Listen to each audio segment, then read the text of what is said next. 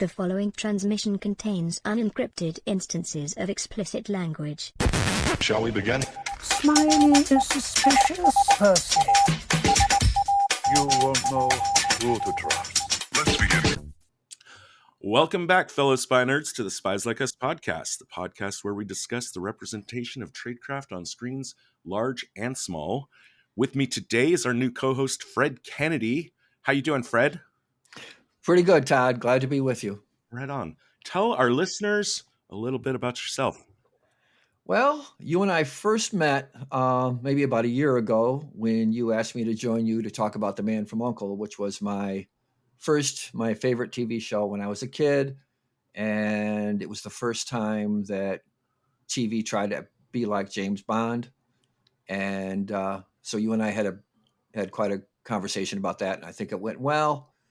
And I'm a newly retired teacher. I've taught for 40 years, public school teacher.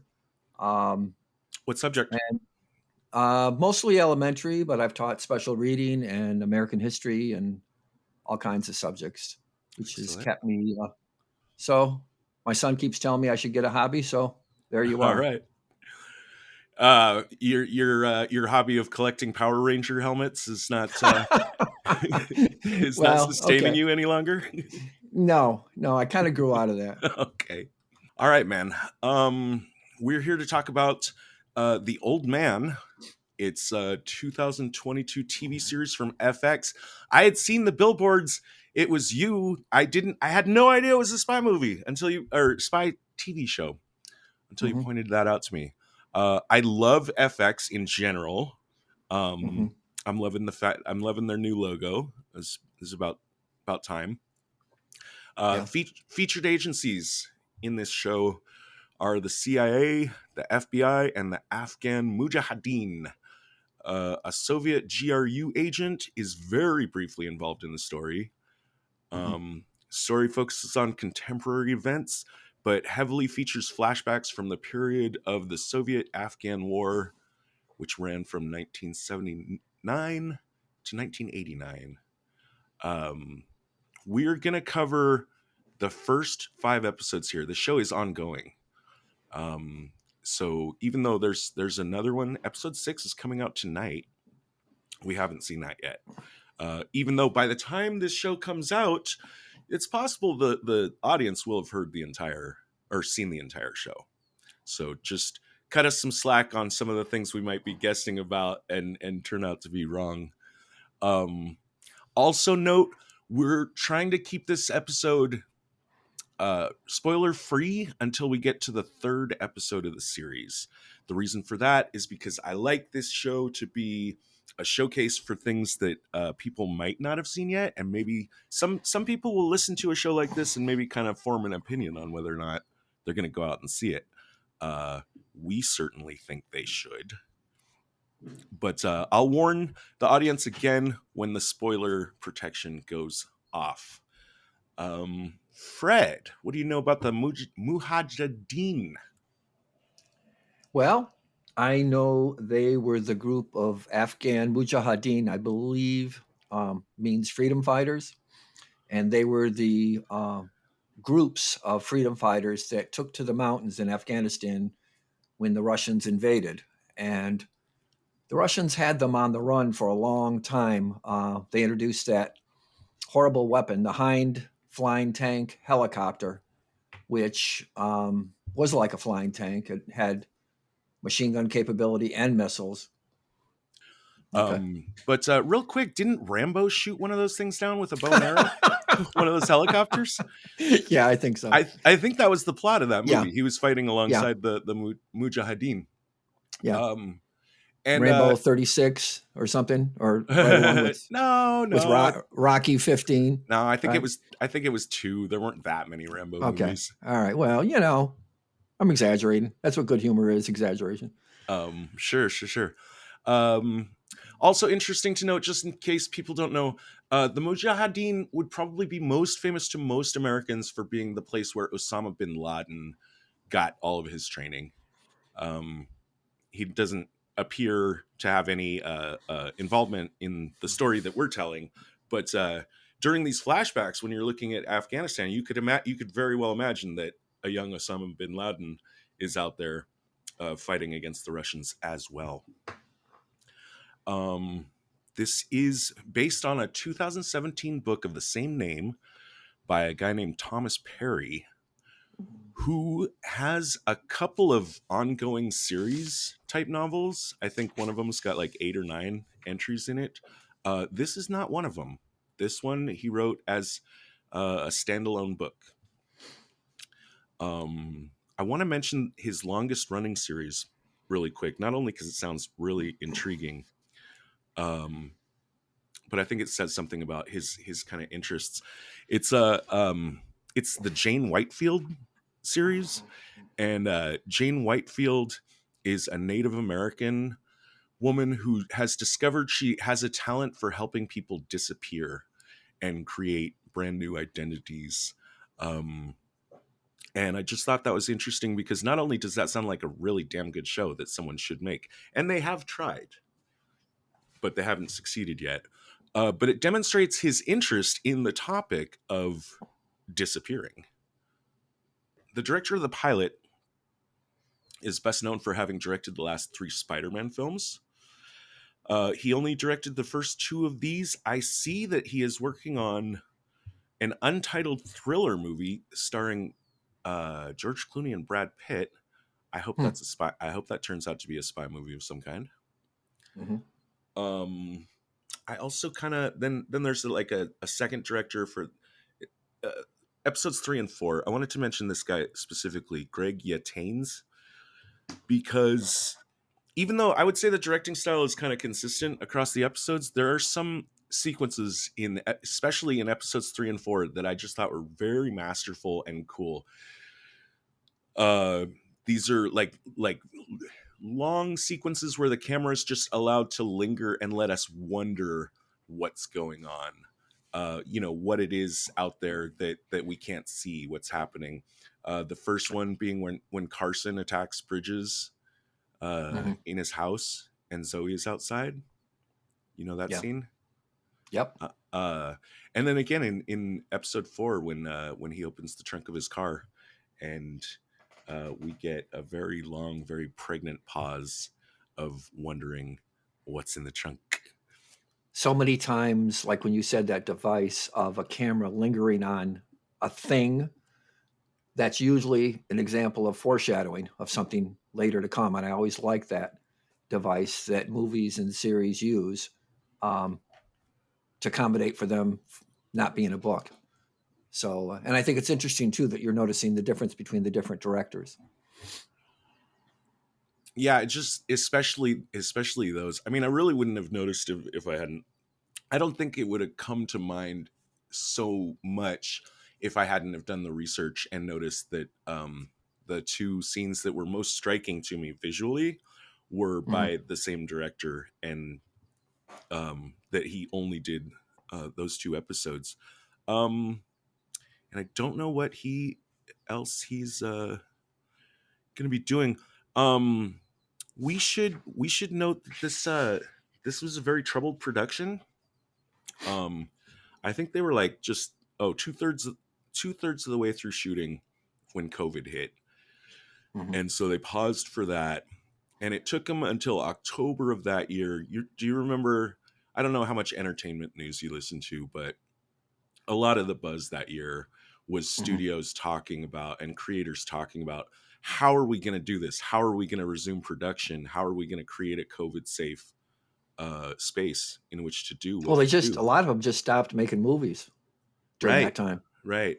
But over time, people did figure it out, Yeah. Yep. And so what happened is COVID protocol, right? They started to get that down.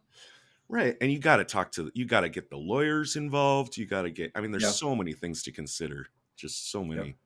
So they had just figured it out, or thought they had, in October of the first year of COVID. And then Jeff Bridges got diagnosed with cancer, lymphoma. And he had to go off and get treated for that. Thank God he's in remission, seems to be fine. Yeah. And all in all, Really surprised to hear how jangled and interrupted the production was, because the final product is pretty goddamn tight. Yep, seamless. I think you said before. You don't notice it. No, you don't. You don't. Let's talk about our cast a little bit. Why don't I give you the microphone for a little while to talk about Jeff Bridges? Well, because I'm the old man here, no pun intended or pun intended. I remember he's from a family of actors. His father, Lloyd Bridges, when I was a little boy in the 50s, he starred in an adventure undersea water show called Sea Hunt. Lloyd Bridges, and he was an accomplished actor in other films, but this was a big TV series that I didn't realize at the time. But reading some of the background, that Bo and Jeff were in it playing his sons during that series, so they got their start there. I also knew about Bo, and Bo was just about as active as Jeff for a while in Hollywood. In fact, they played in a movie together called The Baker Boys. I And know the first big one. Go ahead. I know that there's one movie where both of the brothers got to play with their dad. I don't know what it is. Okay. I don't know what Yeah, it is. I'm not sure. Sea Hunt though was a big thing from my childhood. And boy, they look a lot like their dad. It's have you ever seen any of the old clips of Sea Hunt with Lloyd? I might have as a kid. I know what Lloyd Bridges looks like, but Okay. mostly for the Hot Shots movies with Charlie Oh, okay. Sheen. Yeah, the spoof, yeah. When he was kind of spoofing himself, and yeah. He was very, Um, very funny. the first time I've ever seen him in a pretty good feature film was Thunderbolt and Lightfoot, when he co-starred with Clint Eastwood in 1974. That's Now the we're talking first. we're talking Jeff or Lloyd? Jeff, I'm sorry, I Okay, didn't okay. specify. Yeah, Jeff's big role, big from my memory in 1974. Thunderbolt and Lightfoot with Clint Eastwood. So that was my first, and then of course, many years later, of course, you mentioned the Dude right before, Yes, okay, yes. and also True Grit. He reprised John Wayne's role in True Grit, playing the grizzled sheriff. Another fine film. Yep. Yeah, he's one of the truly great actors of, I would call it, your generation. Mm-hmm. My generation definitely knows him best as the dude from Big Lebowski. Yep. Uh, Yep. I'm constant, my mom's a big Coen Brothers fan. And Yeah. I'm not even sure if she's ever seen The Big Lebowski. I'm constantly having to underline to her just how much, like, my generation, like, that's the Coen Brothers movie. And Yeah. I got these little stories I just have to tell about the dude. There was one time, without not thinking about it or anything, but I did have a beard, I had long hair, and I was at my computer in my bathrobe, and some friends of my roommate came by to pick him up. They're gonna go out clubbing or something, and then they go down out of the apartment, and they're walking below my open window, and I hear one of them say to Chris, my roommate, he says, "Man, why didn't you tell us your roommate was the dude?" Which, I suddenly realized, like, oh my God, I am kind of doing that. With that image in mind, later that year, my company had a bowling. Shoot, how am I not coming up with this word? We went bowling. I don't think there's a noun for it. And I decided to go as the dude, full on shorts and sandals and bathrobe, dark sunglasses, had my hair down, and just drank nothing but White Russians for the night. Did everybody And get it? everybody Get you? absolutely got it. And strangers were coming up to me and asking to take a picture with them. So for Cool. sure, if Very you ever cool. want to get a whole bunch of attention, just show up at a bowling alley dressed as any character from The Big Lebowski. Yeah. So we get the power of Bridges here. We also bring on the formidable talents of Mr. John Lithgow. Oh, he's amazing. Oh yeah. He has, and we always like to make a point when we have an actor that shows up on the show that we've talked about before. We have had Lithgow on the show before. That was in our Miss Sloane episode, where he played the senator that was grilling her about her espionage activities. Now, I didn't. Did you ever watch Third Rock from the Sun? Not much. No, I knew of it, but no. I gotta say, I didn't really like it, and I didn't find Yeah. it funny. I didn't get it. But Yeah. in his 6 seasons, he took 3 Emmy Awards for Best Comedy Actor Yeah. in that run. So It's kind of a obviously- one joke sitcom, you know. I felt that way. Yeah. His the big thing I remember, and you had mentioned it too, is the Twilight Zone episode where he's on that plane looking out the window watching that gargoyle tear apart the wing. Amazing. By the way, he has said that role is the favorite of his film career. Wow. That was just a short. Was that John Landis? What was his name? Who did those 3? I think it is Twilight Zone, the movies where Vic Morrow was killed in that helicopter crash. Was that one of them? It is. Landis is the one that did the really, really messed up production. But the 4 segments had 4 different directors. Okay. I believe. Right. But what that was one of them. The 2000, was it Death at so many thousand feet or something? Yes. Gargoyle one. Nightmare at 20,000 feet. Okay.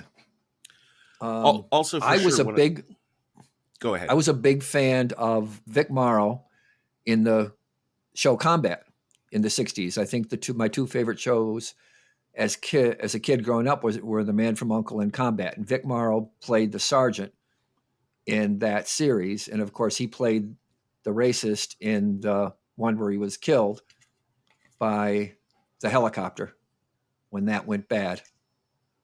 But I was a big fan of Vic Morrow when I was a kid.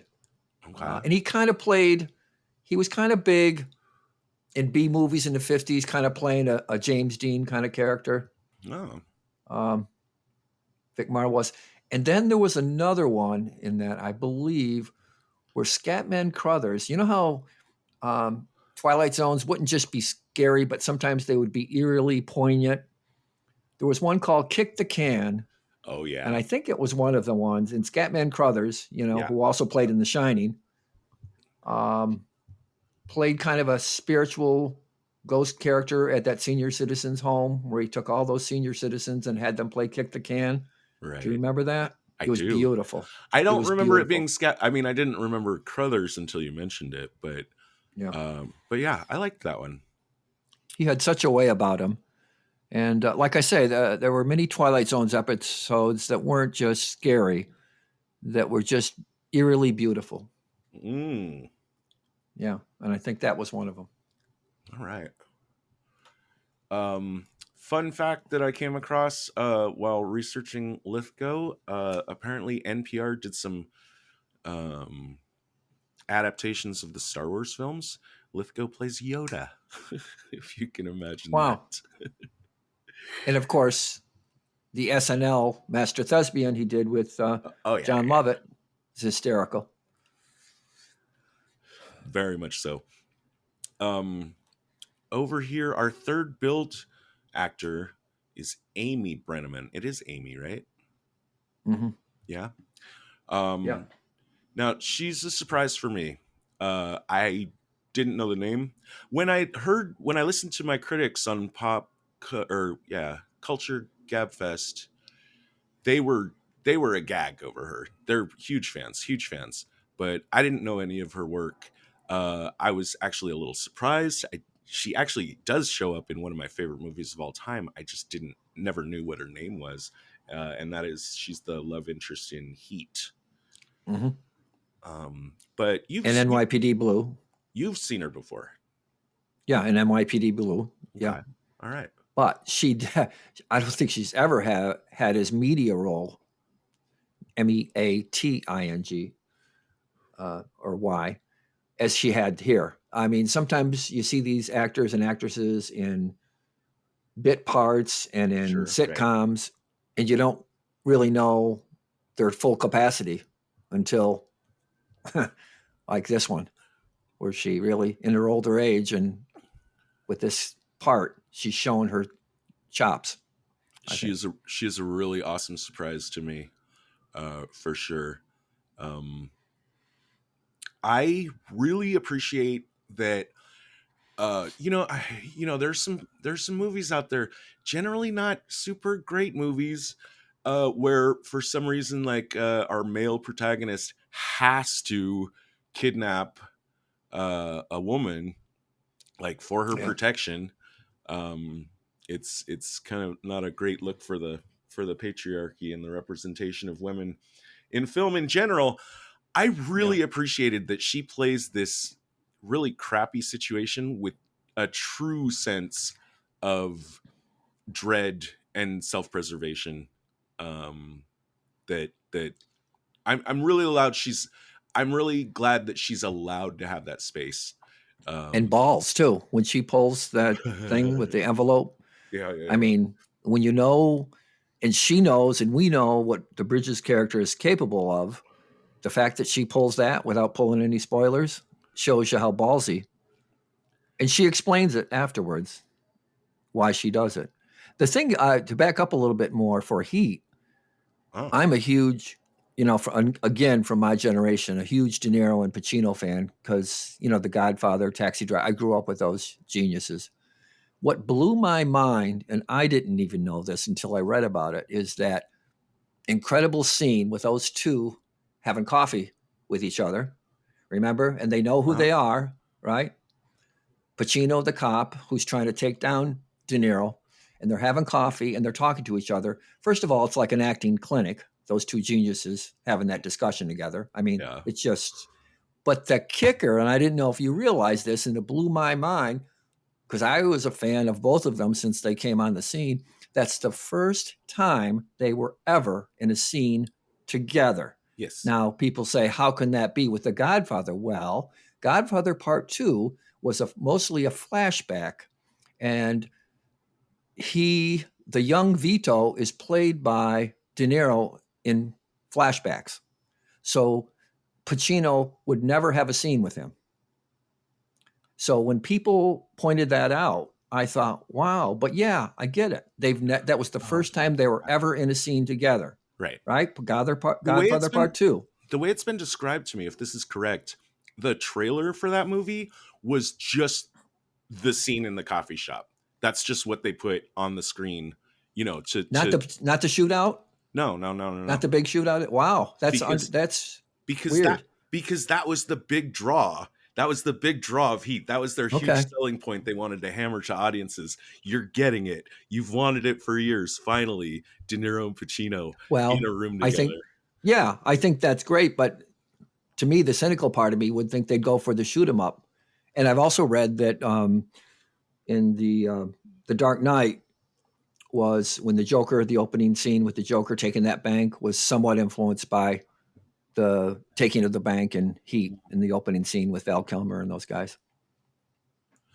Yeah, not to get too off topic, but it was so weird. I think it was like a year later, like there was a wait, I forget. There was a robbery like just like that, and I forget if the movie came first or if the robbery came first. I don't know. Interesting story either way, just a different kind of story. Then we've got Alia Shawkat, who doesn't show up on the billboard, but definitely will be our fourth build person. It took me a while to recognize her, but she is maybe from Arrested Development, or at least that's what her breakout role was playing the daughter of Jason Bateman's sister, so his niece. I really loved her in that show. I'm not sure if you're familiar. No, not. Okay. I'm not familiar with it, but I'm just, again, very impressed with her performance in this. Yeah, I am blown away by her performance in this. But yeah, she's got some scenes with Lithgow where I actually think she's blowing him off the screen. Yeah. Which should be impossible. And she shows so much emotion just in her eyes.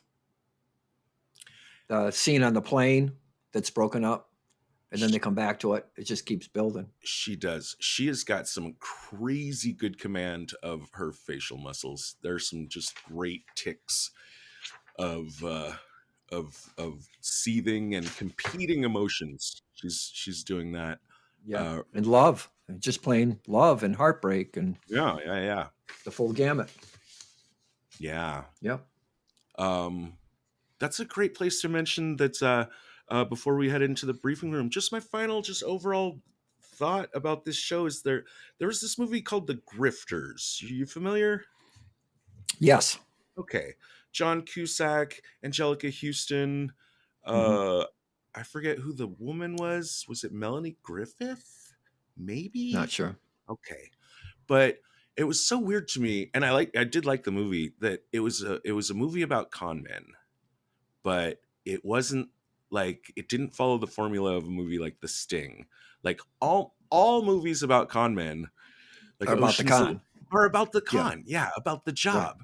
And Right. this one wasn't. It was about the Mhm. people themselves. And I kind of wanted to draw that parallel here, where like in The Old Man, and I'm trying to stress this to people I'm trying to recommend the show to, because I recommend this show to a different crowd of people than I would recommend, some of our other spy movies. But this show is really about the people and much Mhm. less about the job, and I think that's really cool. Yep. Retinal scan complete. Validating security clearance. Clearance granted. You may now enter the briefing room. A lot of the show is in flashbacks. And he starts out as an old man, and he's in this little town, and he's trying to, he's questioning himself, and he's older, and he goes to a psychologist, and he's wondering if he's missing things. His wife does pass away from Alzheimer's, and his daughter is wondering about him too. And he is walking through town, and he sees a strange face that looks at him in the window from a coffee shop. So he goes home and sets up a tripwire of tin cans around his room. And whether it's paranoia or just kind of a throwback from his old life, we don't know till the cans go off. With the help of the dogs and the cans going off, sure enough, there's an assassin waiting for him. But Bridges and the dogs get a jump on him, and he kills them. And the cops come, and he makes it look like a break-in. But from then on, he knows something is up. And for 30 years, he's been trying to go to ground and be quiet about his identity. We know from flashbacks that he was in Afghanistan working for the CIA as a young man. The John Lithgow character is his station chief. Was his station was chief his, right. in Afghanistan? Yes. We know. I mean, one thing we know about Dan Chase is that he went into very, very deep cover in his retirement. We still don't know why. So we're going to try to put as many of the pieces of that puzzle together. Right. And I don't know. Yeah. As much as we both know that the two of them did something controversial that they're trying to take care of now, we still don't know what that was. We still don't know what the controversy was. That is true. We have hints of it, and we know about the political, historical happenings that and I'm probably guessing a little too much, like when I'm conflating the M21 sniper rifles with the SAM missiles, which was the reality. Maybe they're a stand-in. I don't know. So yes, it's easy to get ahead of ourselves, and I hear you. Okay, no worries. But yeah, so one thing we know is something really bad happened in Afghanistan, and that's why he's gone into such deep cover. And I want to underline this thing about the dementia. His wife did die of it. He's still got written on a whiteboard in his house, "Your name is Abby Chase."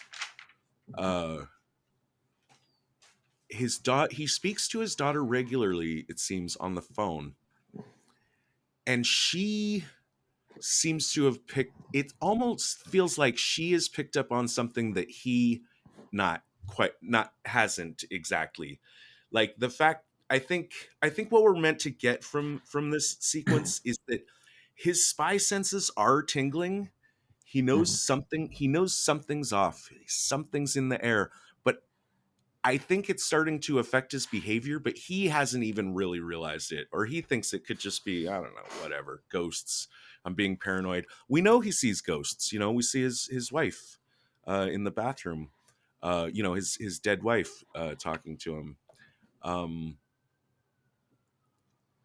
I think it's because she knows him so well that she has pointed out, like, "Dad, you've been off lately. Something's Mhm. wrong." And he's like, "I don't know what it is." But I think it's that triggers him to go and get his cognitive test from the doctor to tell him whether or not his brain is still firing on all cylinders. And the doctor tells him, "Yeah, you're fine. You passed with flying colors." So that, coupled with his daughter's premonitions, tells him, like, yeah, this shit is real. Yeah. I am listing that as my number 3 best tradecraft of the show, because I have not seen this. I've just not seen this before. This question addressed of what does happen when a spy with a long history of uh, things that he doesn't want to talk about falls into a state of dementia where maybe that stuff starts coming out, or Although, as I have pointed out, um, even though it hasn't been in the series yet, the Slough House books deals with that. In about book 3, Mhm. River, right? His father was a high echelon M15, not in the field, but a decider of Cold War policy, right? And he was his grandfather, not father, his grandfather. And he lives in this big rambling house, and he's been retired. And he's showing signs of dementia and forgetfulness.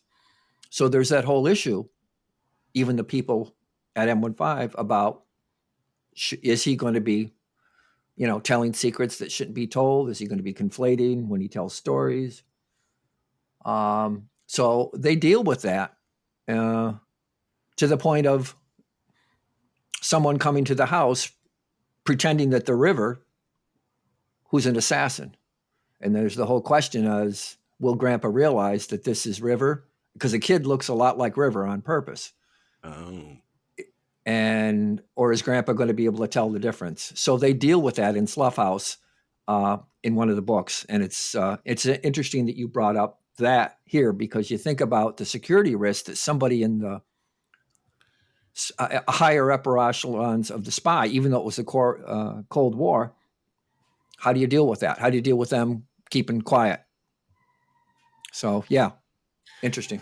You do. And of course, those books that Fred just talked about are the books that inspired the excellent recent TV series Slow Horses with Gary Oldman, which we talked about on this show.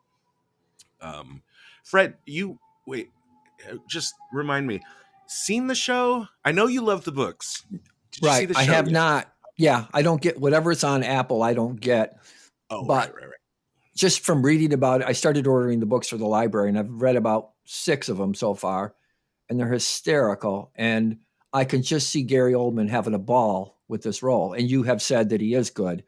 So eventually, I'm sure I'll see it. But it's usually better to read the books first.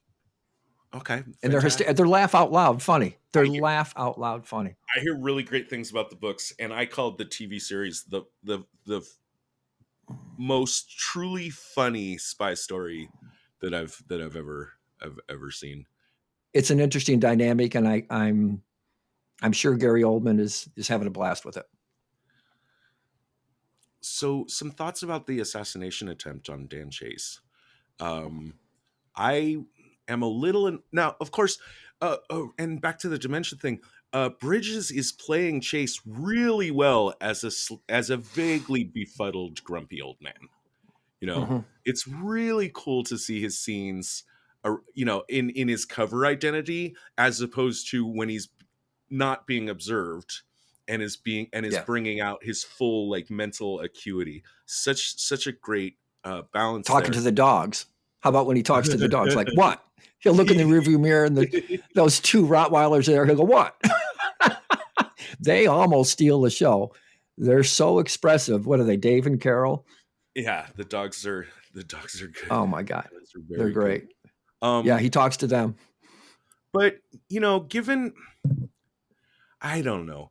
I mean, eventually we're gonna find out that this CIA, this assassin, we don't know if he's CIA, but he was sent by, or at least is working alongside, a CIA agent who we'll meet later, named Raymond Waters.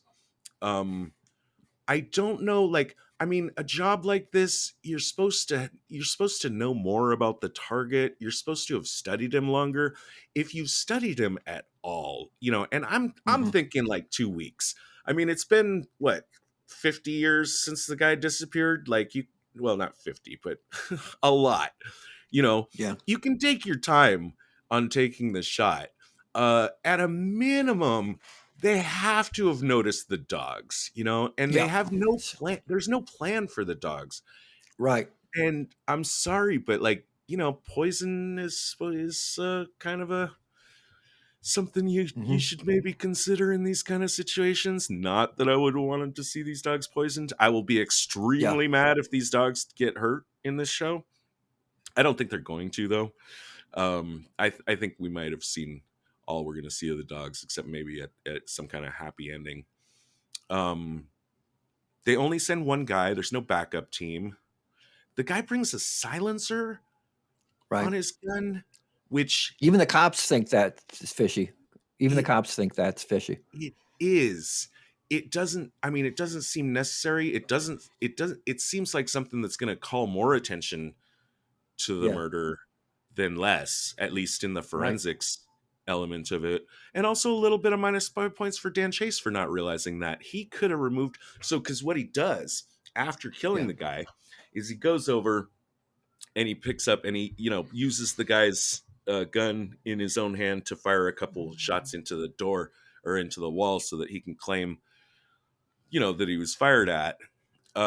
Obviously, he's not expecting any kind of detail, or well, he's already decided he's going to get the fuck out of here, so maybe he doesn't really care how bad it looks, but he could have removed the silencer and he could have thought about the angle of the bullets, because if they do hmm any kind of analysis, crime scene analysis, they're going to see that the shots were fired from someone that was prone, Right. or supine Yeah. is actually the word hmm for that. um Yeah, that was kind of sloppy. So it's not really, though, until after he's killed that guy that we, as the audience, get tipped off like, oh, this guy's a pro. And that's when he hmm goes and grabs his boogie bag. Now, you asked me what a boogie bag is. And to be honest, that might be a term that I made up, but it's it's something I always love to see. I always give it plus 5 points.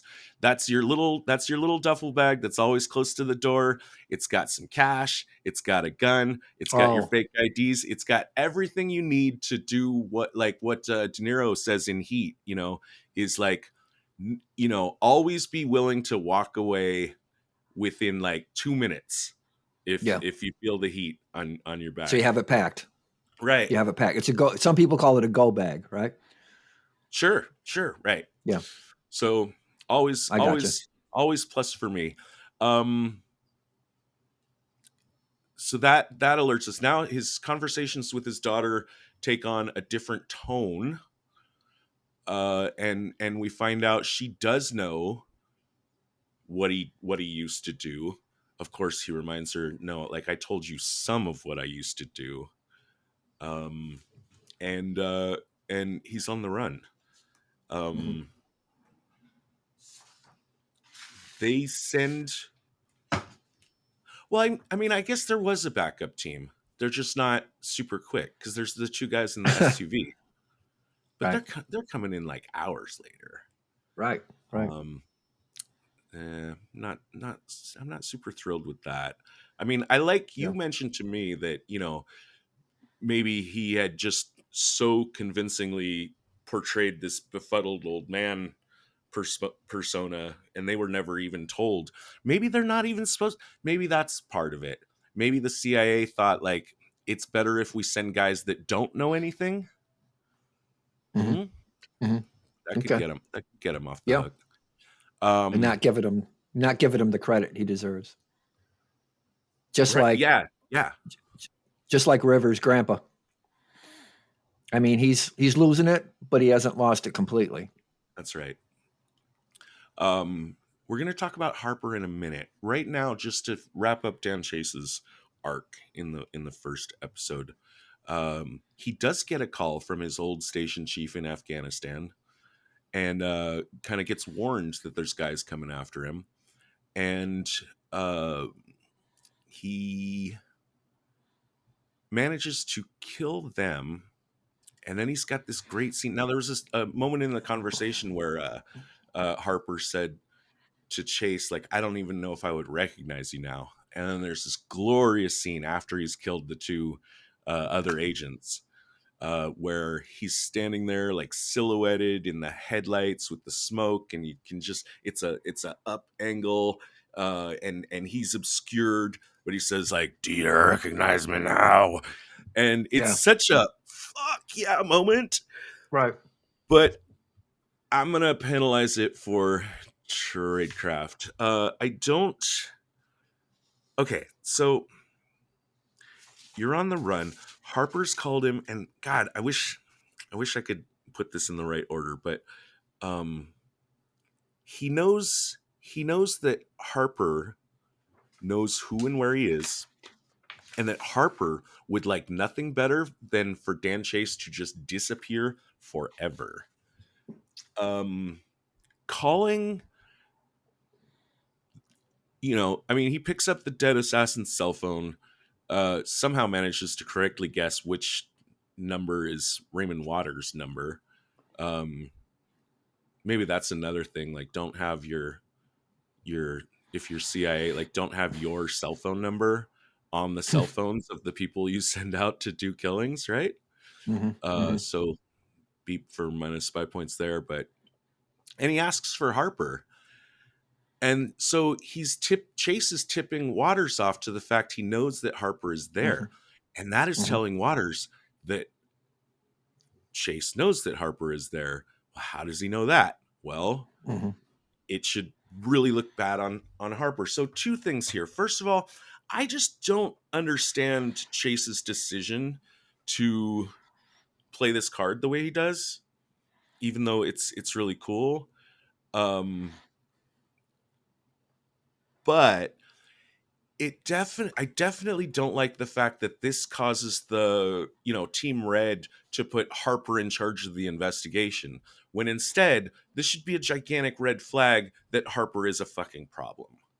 Right. And that there's a personal involvement. Yes. Which is never good and usually not professional. But yeah. But also that he's leaked information. Like, how do they imagine? How does anyone imagine Chase knew that Harper was there?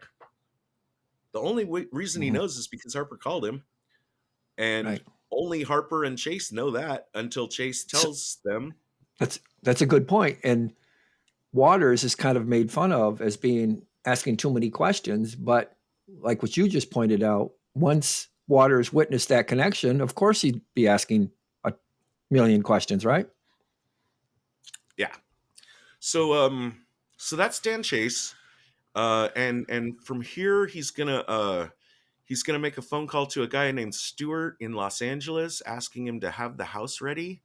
And it looks like he's gonna travel to LA under the alias of Dixon, who I presume to be the rich and anonymous investor character that he kind of uses as an alias for a while. For the sake of simplicity, we're going to continue to refer to the Dan Chase character as Dan Chase, even though we know that wasn't his name in the past and isn't his name in the future. In fact, he was Johnny.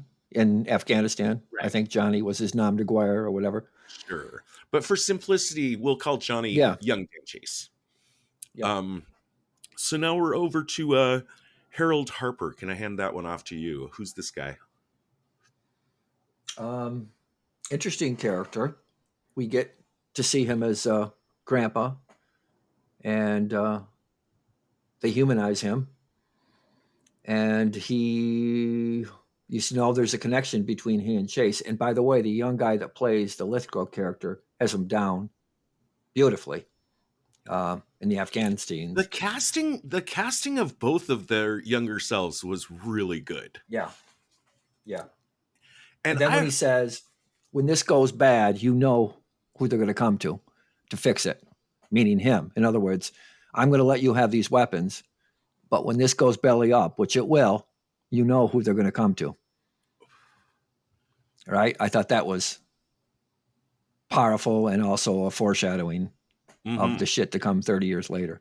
Right. Lithgow is now, the Harold Harper character is the assistant director of the FBI. And he's got his secret motive, his secret, I always like to talk about win conditions for characters and whether or not they make sense. Harper's win condition is pretty simple. He just wants Chase to disappear forever. He doesn't want whatever it was, the super bad thing that happened in Afghanistan. Harper doesn't want this out. I don't think Chase cares as long as his daughter is safe. I agree. The thing that there's a couple things that remind me of 3 Days of the Condor. And one of the things is when the Lithgow character tells Chase the two things he's got to do, right? With threatening the daughter. The two things he could do. Yeah. And then when he says, maybe I'm a story worth telling, that is right out of Condor. Right. When the Redford character is in front of the New York Times and the Cliff Robertson character is saying, first of all, how do you know they're going to print it? Right. And he also catches him, and I love this too, because, and that's what made me wonder about, you call him the painter, the boat guy, and you refer to him as kind of an oracle kind of a character too, is that there's these guys that create these scenarios, like in 3 Days of the Condor, they created all these, what I would call contingency plans, and then act on them in case they ever come up. So you got Redford getting ready to go into the New York Times to blow this story out of the water. And Cliff Robertson kind of has the word because Redford says to him about the American people, ask them, in other words. Sure. So my two things here, I've got some best and some worst. His first move. Now, also there's a huge leap of logic that Harper makes that he immediately decides this must have to do with Afghanistan. Well, actually, maybe that's not that big of a leap, because why else would they have brought him in? So he must know, he's brought in as an advisor at first. So he knows that means it must have to do with Afghanistan. So, okay, so I got that. But the thing I think is a big leap is that he decides that Hamzad must have convinced the U.S. to bring Chase to him in Afghanistan. His first move to do that is to warn Chase by phone. I feel like I don't know everything about what we can and can't do with cell phones in intelligence. I presume it's a lot more than what we see in movies, and sometimes maybe less. But if they can pinpoint his location and phone number, they can certainly track his phone calls in and out. And we need to remember here, like, that, law enforcement always says in these cases, it's not the content of the conversation that's so valuable. It's the time of knowing who called who and when. And so in this case, it beggars belief to me. Now, maybe they wouldn't be able to get this information in real time, but it beggars belief to me that the CIA is not going to be able to figure out that Harper called Dan Chase at this time. and Yeah. and they're gonna see who Chase called, his daughter, and have those numbers. Generally speaking, I think cell phone usage might be my worst number 3 tradecraft of the series. They made a real like cool looking hand wavy thing where like after the conversation with his daughter that we got to see, before he goes into town, he puts the cell phone in the microwave and turns it on, which looks cool, but it gives rise to a couple of questions for me. First of all, like, how many cell phones do you have? Because Yeah. clearly he talks to her regularly, so he can't do this every time. Yeah. Maybe, okay, no, I think I just worked it out though. No, but the reason he's burning this cell phone is because this is the time when he's basically kind of got his first confirmation that something is up. So it's not like his habit to, just every time he talks to his daughter, Right. to burn another cell phone. Right. But after that, I feel like everyone just uses cell phones like way too freely. Chase is calling his daughter all the time. Later, we'll see a character named Angela making a phone call from a bathroom that I thought was really, really not a good idea. Mm-hmm. Over here, my best though, I want to underline Harper's argument to Dan Chase. He says, I know you well enough to know you're building a list of options. Eventually, you're going to figure out there's only two. One of them is to fight, and the other is to disappear forever. Let me tell you why. And because Harper's win condition is for Chase to disappear forever, he's figured out a way to lay it out to Chase in that he says, if you don't disappear forever, I will park on your daughter, and it might be months, it might be years. You'll eventually try to make contact with her, and then we will put her in prison. Like if she knows anything about, any crimes you've committed, and I presume she does, says Harper, she'll go to prison. So do the thing I want you to do, which is to disappear forever. Of course, And that's when he says maybe it's a story worth telling. mm-hmm. After all that, right. Yeah. That is wow. Oh shoot. I know I put it okay. Well, I don't. It's one of my 3 best. When we get to the end, I'll remember which one it is. It might be Okay. I think it's my number. No, it's got to be my number 2. Yeah. I did 3 too. I did 3. I did 6. I did 3 and 3 as well. Cool. So at this point, now up until this point, Raymond Waters, fairly minor character, but an important one. He was the one that was in charge of this operation. Now that his agents have been killed, he's no longer, like, they flip it. At first, it was Lithgow advising on Waters' CIA operation, but now for some reason it's changed to Waters consulting on Harper's FBI investigation. Mm-hmm. I'm not sure really. I don't think they really explained to my satisfaction why that change was made or why it would make sense. That's before the 3 of them decide to pool their efforts, right? Yes, That's before that. Waters, right? Yeah. Angela, and Angela. Harper. How did that change? I just wanted to mention, it was DCS that told him that Harper might be helpful. DCS is the Defense Clandestine Service. That's a component of the U.S. Defense Intelligence Agency tasked with carrying out espionage operations around the world. But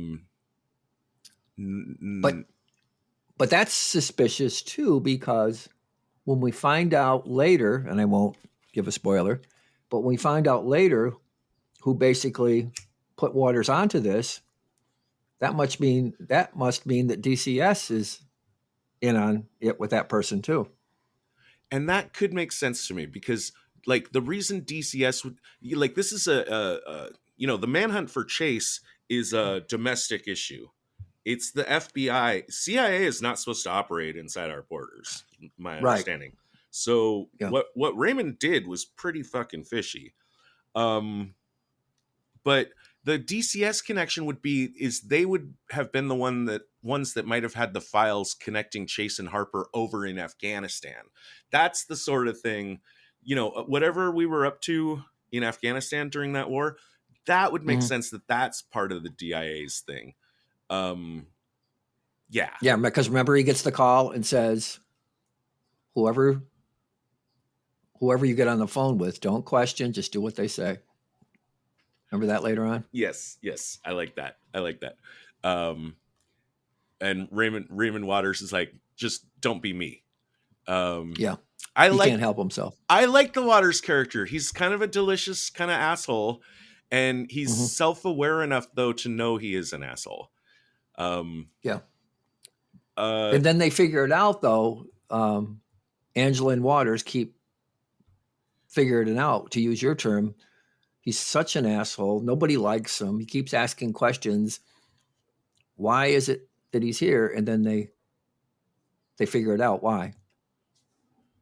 Later on, remember? Go ahead. Between Angelo. Oh, I didn't want to do another spoiler, but they figure out why is he here? Nobody likes him, right? And then they figure out whose man he is. Okay. Hamzat, right? Because they're going back and forth. They figure it out together. She's bouncing. I think she's kind of like doing a Socratic thing with him. I think she knows. Oh, I like and that. She's bouncing. Yeah, she's bouncing all this. If he's such an asshole, and he keeps asking questions and nobody likes him, why is he here? She knows, and she gets him to come to the conclusion that who has put him up to this, which is why they eventually get on the trail and get on the plane and get to talk to the lawyer and Sure. Okay. The other thing that popped up in their first conversation, this is again Waters recruiting Harper, or telling him that his help is wanted. He refers to he makes sure Harper understands. Okay, so before I ask you any, before I ask you any questions, I want to be clear, sir, that that I've been granted SCI access for this. So he's telling him, like, what you tell me, like, I'm cleared to hear above normal shit. SCI stands for sensitive compartmented information. And that is not a level of clearance. It's like a little temporary bump in your security clearance for one topic only. Yeah, but that has to not be enough for the Lithgow character, because so much of the Lithgow character's concerns are personal. So whether that clearance is there or not, they're still not going to be comfortable with telling him everything, right? That's right. Until he finds out who sent him, right? That's absolutely right. Speaking also of Harper and the DIA connection. So Harper was Chase's section chief in Afghanistan. Well, clearly he was CIA then. Do you think that's common that people move from the CIA to the FBI? I don't know. Or maybe. I wonder about that. That's something I might Google. I don't know. I've never heard of it. More on Waters. He's kind of a blunt instrument. He's not subtle. And I think he'll be a much better agent if he learns subtlety someday. Yeah. But there is a cool scene with him in Lithgow, where basically Waters being Waters, he is started asking Angela like weird questions, and Harper's calling him in to challenge him on that, and Waters is saying like, well, it's just my nature. I'm curious. Sometimes I just ask questions. And Harper tells him like, well, there's three, I used to do the same thing. And there's three reasons I would ask questions. And one of them is to see what comes out. The other is just to see a reaction, how they react to the question. and sometimes it's just to put something in their head that'll bounce around like billiard balls and eventually see what comes out. And Waters says, "That's funny. Now I'm trying to figure out which of the three you're doing with me." And Yeah. and Harper smiles and says, "It's fun, isn't it?" Yeah. Yeah. That was a nice scene. But I think Waters will, if he's going to evolve into a better agent, he needs to get better at Subtlety. yeah, exactly. You've got notes. So Harper, now that this situation is evolving with Chase on the run, and now he's in charge. Oh, this kind of reminds me of like why I loved the Kevin Costner film No Way Out so much. Is because of the situation of basically being tasked. Well, in No Way Out, it was a little more complicated. He was tasked with the manhunt to find himself. You know what I mean? Mhm. But Harper's in a funny position here where he's been given the job of finding someone that his number one goal in life is to have never get found. With that in mind, he's going to go visit a guy named the Painter. And I thought you could tell that's what I'm going to call him. He does have a name in the show. It's Bote, Bote. Yeah. But what do you think of this character that we will call the Good. Painter? As I think you said, he's kind of an oracle character. He sees himself as a father figure. Here we go with father figures again, of both agents, and had warned them. And he said, like sons do, they don't listen to their fathers. In other words, when they went off half-cocked in this Afghanistan mission, he warned them about it, which again, the political junkie and historical junkie in me keeps wondering what the hell that is, because we know what happened in Afghanistan. So I keep wondering, what is the controversy? Again, unless it's personal. And he warns them about that. And you know that he has love for them, but he's at the point where he has to shut it down. And an interesting character. Again, it kind of reminds me of Condor. And the other thing that reminds me of Condor is you talk about these people on the run, right? And you were just talking about Bridges. The thing about Condor, which was so interesting, he was not a field agent, so he wasn't predictable. That's why they couldn't find him. Right. Remember? You know, he was not predictable, wasn't a field agent. He kept doing things impulsively. So back to Bolt. Yeah. And then Bolt brings up as they walk in the obituary. He said a woman from the New York Times called him to check on his obituary, and he's concerned with that. And Lithgow comes in and says he's concerned about his obituary. My name is all we have. And then he has that conversation with Angela on the plane. So I just said, I thought that showed a bit of vanity on both of their parts, I think, because whether your most intelligence agents know full well that many times they'll never be recognized for what they do and so on. And they're told that up front. Yeah. Right? Yeah. So whether it's secretive kinds of cloak and dagger things or even black operations that are illegal, they know that going into it. So why the hell should these two care about their obituaries? Right? And the Lithgow character says, if I touch that piece of paper, I know what my obituary is going to say. But again, an interesting kind of a character, and he knows he's going to have to possibly hurt his two son figures. And his first move there is to give Harper the phone number of a contractor, contract killer, I guess is, I mean, they never say it out loud, but I guess that's what he does, of the name of Carson. And that the incongruity of that character, I'm glad you mentioned that. Okay. Because tell me about it. So many times we think of an assassin as somebody who's holed up in a room, sharpening his knives and sighting in his sights, But this guy is a nice guy who's got a grandma, right? He's on the phone talking to his grandma. He's sitting on a bench helping a girl get on a bus, right? And the whole incongruity of here, this guy's a hired assassin, but he's a nice guy. But it also goes back to Zoe when she talks about her situation. And here I may be getting ahead of myself when she talks about her failed marriage.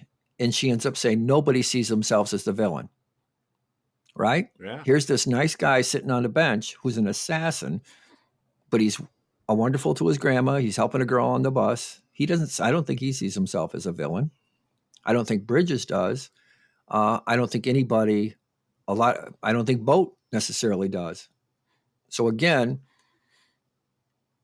because they think the ends justify the means, right? Even though there's blowback so many times, with, as we saw, with arming the Mujahideen, that would blow back on us later with bin Laden, right? But these guys knew what they were getting into when they signed up. So that's what just made me a little wondering about the vanity of those two worrying about their obituaries. Yeah, for sure. And when we get to the wonderful plane conversation between Angela and Harper, I think ultimately the character arc for him is for him in a dramatic sense is he needs to get over that, and he needs to worry less about how history is going to view him and more about how she's going to view him and how his grandson is going to view him.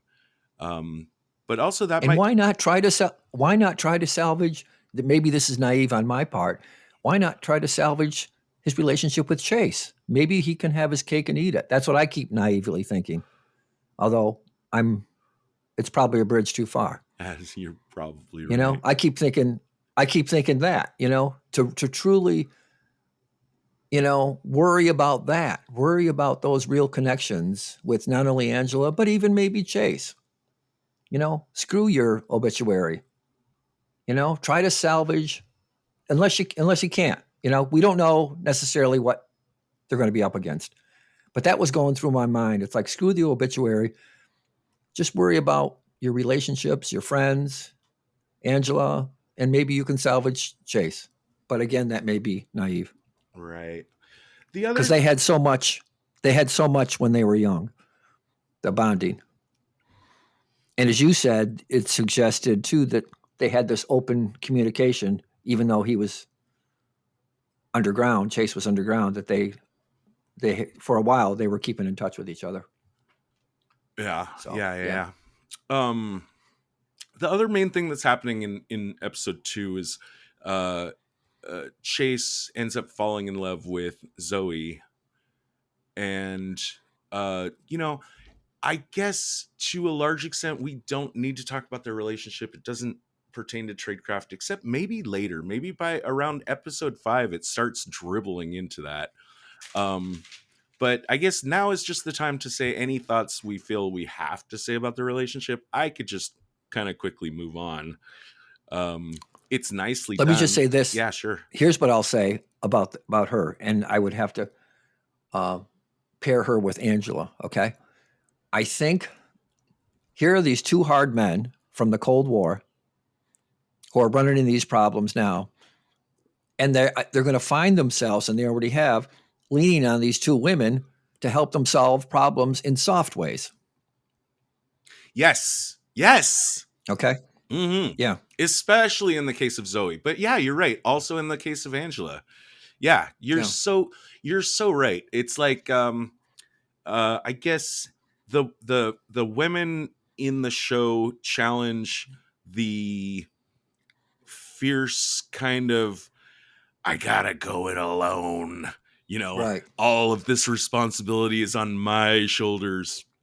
And that's something my mom is always doing for me, that I love her for, is there's time after time she's reminding me that, like, Todd, you don't have to do all this alone. You do have a family. You do have a support. You do have an army behind you. And somebody just looking at not only the sport, but somebody's just looking at things differently. Yeah. Remember when they're when they land when Landis or when Lithgow and Angela land, and they're looking for the memorandum or whatever. And then Angela says, all right, here's what you're going to do. Right? She lays out the plan without getting into the detail. She's already, kind of like what Zoe did, coming up with different ways of handling these problems with these two hard men. Very nice. Very So, nice.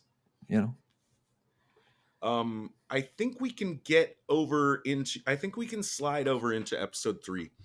And Okay. that's where I'll put our final spoiler warning, because we're taking the gloves off, and I'll just say it. Angela is Emily. Angela is Emily. I respect the show for only keeping the secret this long. Because it seems to be about the right amount of time. So now it's time I get to talk about the fact that Alia Shawkat, in addition to being a really fantastic actor in the moment, in filmed scenes, she's really good on the phone too. Until recently. Just I've noticed. Yeah. You don't just sound when like yourself. she's in a situation where as an actor You're she only has her preoccupied when we're voice talking. You're not to sleeping. convey I'm just asking emotion in what's going on, and she's so mysterious. How about when she says, put Zoe on the phone? How about when she tells her dad, put Zoe on the phone? That was ballsy. That was ballsy. I'm not a huge fan of that one. Okay, when I say that, I have to separate my opinions between how much I'm enjoying the show and how much I like the tradecraft of the show. It's just tradecraft wise, I didn't see the point there. And just in general, let me see, did it make my final list of worst? Yeah, it did. I mean, my number one worst tradecraft is Chase deciding, after Carson attacks him at her house, deciding that he needs to abduct her and bring her along. It's really, really important for the story that it unfolds that way.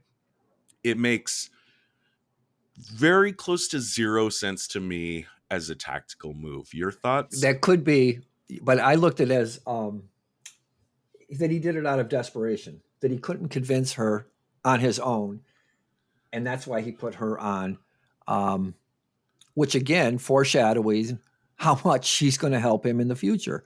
And Zoe's going to help it. These female, almost generational characters are going to help these two hard men look at things differently and solve problems differently. So I looked at it as, I get what you're saying, but I looked at it as out of desperation that he put her on the phone.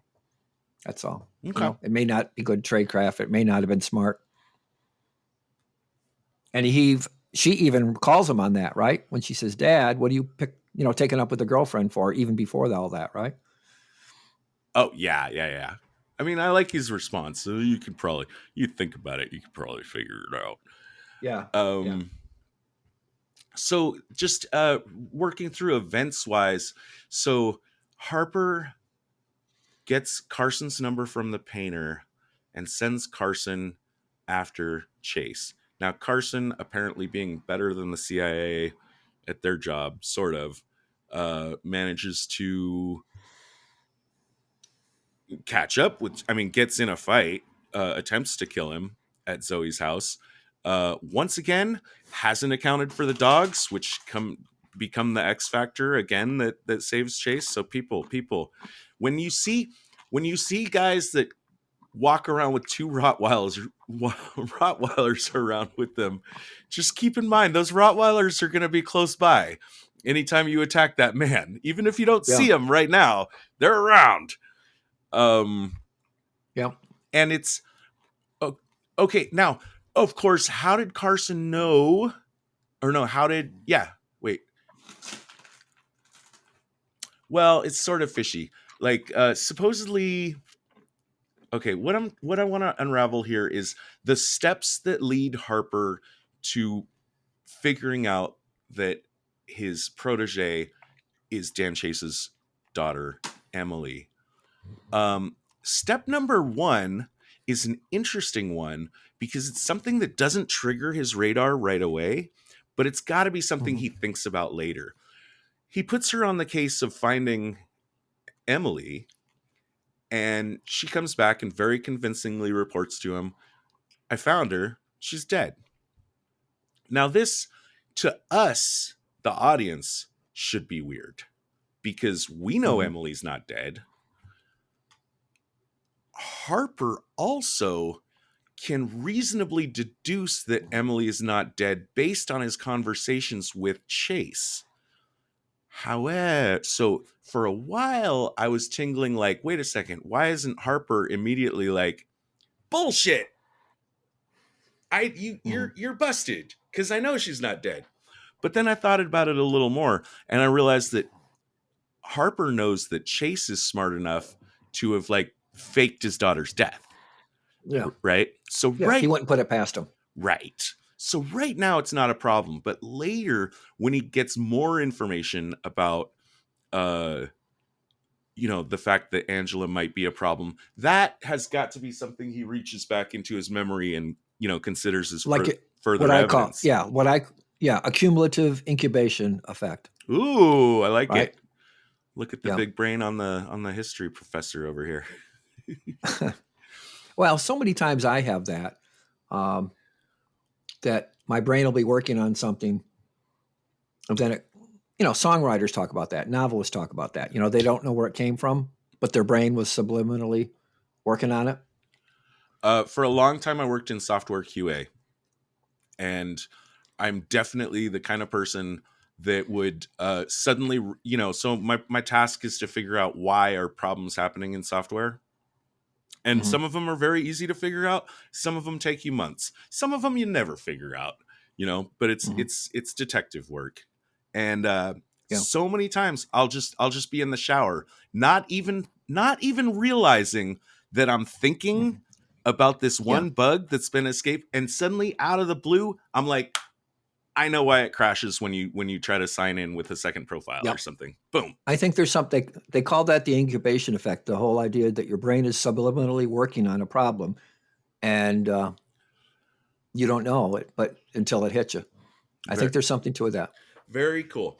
Now, Harper's first big clue that he gets that he's got a leak in his organization is when, after Carson fails to kill Chase, Carson calls him and says, hey, listen, that guy knew I was coming. Okay? Because I'm too good for him. Oh, yeah. I mean, spring. Yeah. Let's not even talk about Carson's fucking ego. Yeah. He definitely thinks his shit doesn't stink. Well, none of those guys do. Those guys that first attacked him, they don't realize that this guy is a Kaiser Soze, even though he's an old man. Yeah. Right? So this legend they created, right? What was that? How did it go? That legend, the beast. Oh, right. Baja. There's, Baja Corcor, right? So you talk about spycraft, right? That creating a legend in the spy world is psyops, right? Ooh. I mean, most of the time they're not true, right? A la Kaiser Soze, right? They create these legends to put fear into the peasants or whoever they're doing the counterinsurgency on. In this case, the Kaiser Soze was real and was formidable and doing all these things. Right. So I thought that was interesting too.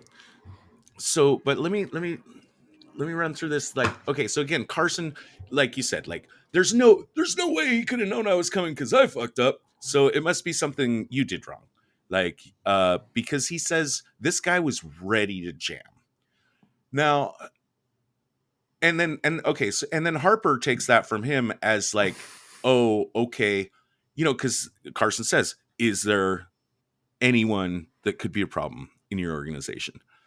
Here's my problems with this. If I think it through, and I apologize. I like to ruin things, like even I can appreciate this show at a very high level of just audience appreciation, but I can also be hypercritical, I think, when it's necessary of shit like this. First of all, Chase, the idea that Angela warned Chase about Carson does not make sense for multiple reasons. Number one, we didn't see it. Number two, he didn't need that information that Harper had sent a contract killer after him in order to be like ready to boogie. He's ready to boogie because of the traffic stop with the police the previous night. And the guy with the silencer at his home. And the two other guys that try to kill him. Right. And then lastly, Angela can't be the reason that Chase is getting ready to book right now, because there's no fucking way that Harper told, maybe there is. I was about to say there's no fucking way that Harper told Angela that he had hired the contract killer to go after Chase. But now that I said it out loud, I just remembered the thing you're about to remind me of, right? Which is when in the conversation on the plane. So she does know about it. Yeah. She said, right, when he says you're a criminal, and she said, oh yeah, takes one to know one. Who's the one that hired the assassin on my father before the SWAT team got there? Okay. Right? Well, in that case, my minus spy points are going to Harper for letting Angela Good have pivot. that information. Nice pivot, Todd. Somebody fucked. I know is somebody fucked up in this situation. Right. And right. sometimes it's the characters. We're going to find out. Sometimes we're going to find out writers. so much more. Yeah, we're going to find out so much more as it goes on. Oh my God, I'm looking forward to it. I mean, that's the first thing I'm going to do after we finish this recording, obviously, is I'm going to go watch the 6th episode. Yeah, with your California time, I could see that. But with me, as much as I want to say, I'm going to wait till tomorrow. All right. Yeah. You mentioned before that it's Angela's help that Harper figures out that Waters is Hamzad's man. Also, I don't quite get this. Like, everyone just seems to take it on faith that this Afghani warlord can like push the CIA around in this way. Like, I don't care how rich he is. Maybe if it was a Saudi, I could see it. Makes me but that makes me keep coming back to what's the controversy? Everything's out about our involvement over there. Unless it's something that, more personal or something they manufacture, because I pretty much know the history of what went on there and the controversy and the politics and the blowback with bin Laden. So I keep wondering what it is, but maybe that's the mystery, Also, Hamzad is portrayed as this kind of oligarch character in Afghanistan. And I've never heard any evidence that those kind of people exist. I don't think Afghanistan is known for their having a hyper rich upper class that can act with impunity because of their billions of dollars. Yeah, unless they accumulated it somehow after the Russians left. I don't know. Yeah. Yes, yeah.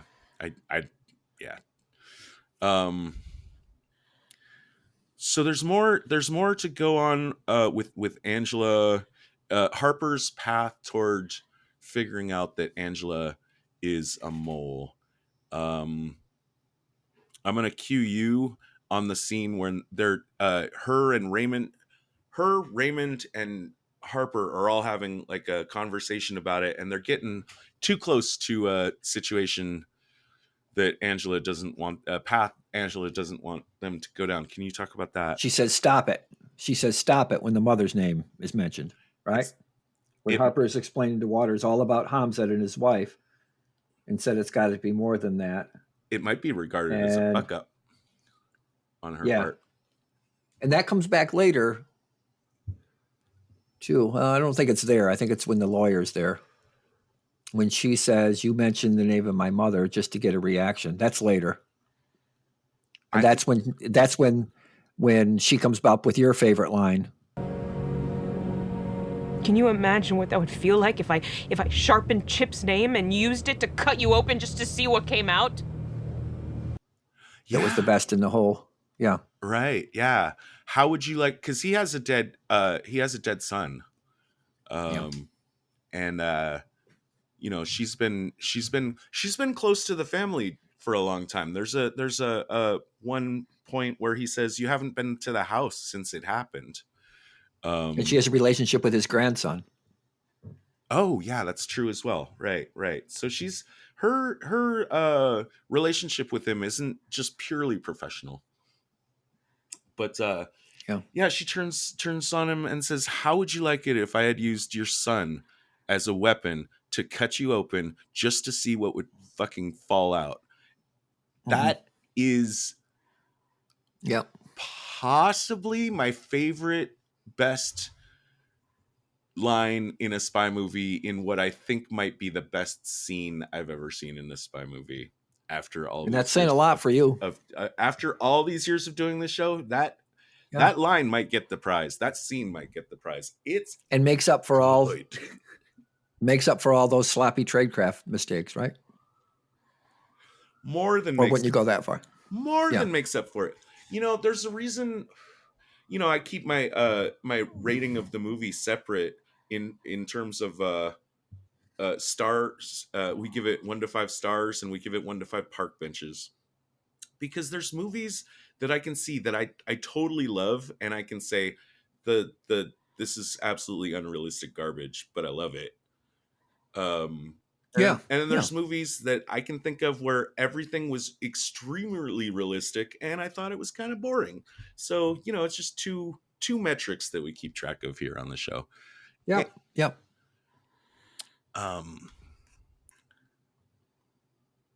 So yeah, so when she says stop it just like that, that does seem like a fuck up. Like she's let her emotions get out of control, but she covers it over. She smooths it over. Yeah.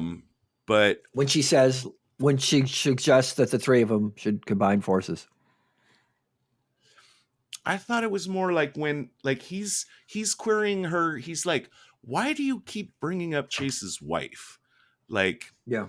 cuz I guess cuz Harper knows that Chase's wife is important to this story, but as far as he knows, nobody else does. Like nobody knows who Abby is.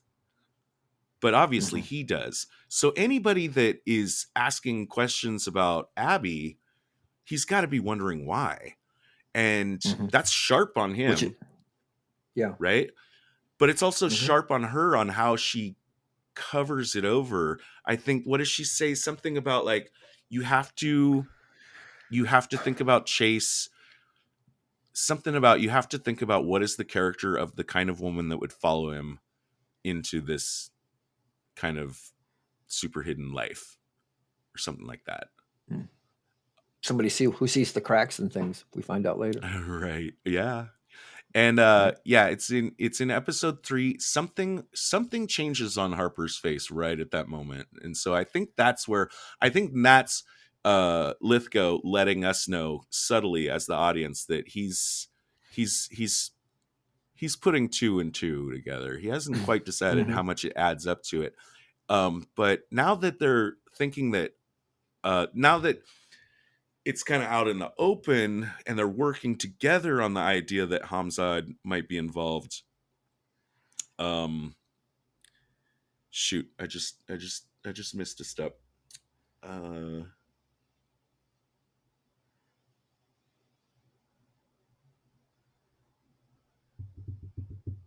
Oh, so now he's going to try to get in touch with Hamzad, and he does that through his lawyer. There was this thing that I wrote. I copied from someone's review, because you said Harper notices Angela's reaction when Chase's wife is mentioned. So he's doing 2 things at once here. He's trying to prosecute his own plans, but he's also trying to suss out Angela. And you're right. This is when he figures it out. But for some reason, I typed this. I'm just going to read it, and I'm sure there'll be a reason I put this in. This is from someone else's review. Nina is careful with what she says about what Hamzad wants, but Harold fires an arrow in the dark. In the best moment of the series till now, we see Harold indirectly reveal to Angela secrets about Dan that he didn't want to share with her. Harold uses 1 stone to target 2 birds, just like I said. The same things. Yeah. Okay, cool. So, what else we got? They're gonna Hamzad is convinced, or at least, I mean, sort of. He's being really sneaky about this and saying, like, if you want to continue this conversation, you're just gonna get on a plane not know where it's going. Blah blah blah. We're gonna find out in episode 5 what he wants is for Harper to pick up the trail where Hamzad lost his wife. This is where I guess we'll have to mention this about Afghanistan, even though we'll get into the nitty gritty of the other stuff here. I think, if I'm not mistaken, by now in the series, we have figured out that Chase got in tight with a certain Afghan warlord of prominence, someone that possibly could have become the next leader of Afghanistan. And at the end of the day, Chase and that guy's wife ran off together. And that's what Hamzad wants. He wants Chase's head as revenge for that. He's never forgotten over all these years. And that, interestingly, I remember I was typing to you because there was one thing I noticed in the one of the intro Afghani scenes is there's a bookshelf and Lamort d'Arthur is featured prominently. And I for one thing, it stuck out to me for 2 reasons. For one thing, if you look really closely, you can see I got my copy right up there, right between Wonder Woman and the Taco Bell dog. I have read it a bunch. I'm a big Arthur nerd, so anytime I see that, it's gonna.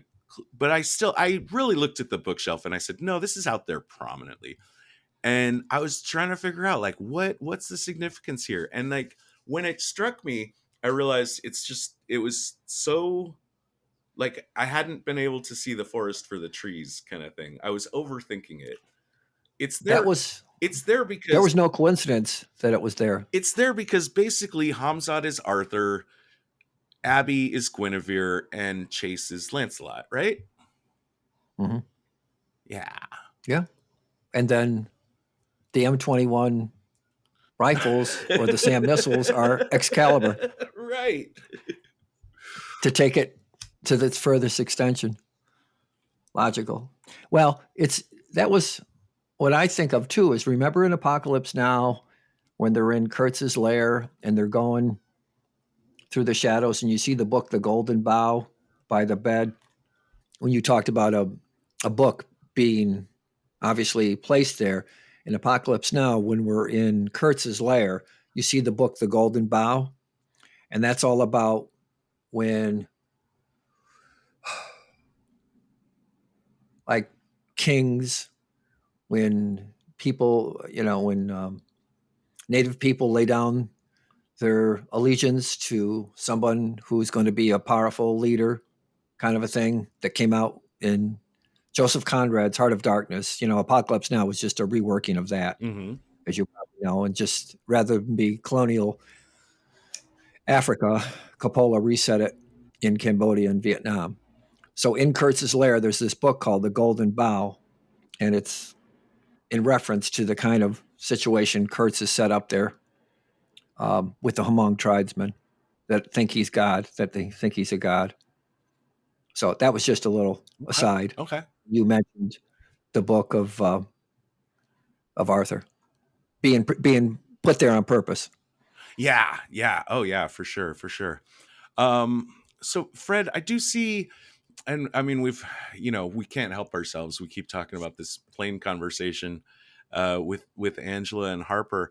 I guess I did want to talk about it in a little more detail because I think there's some other things we want to point out about that one.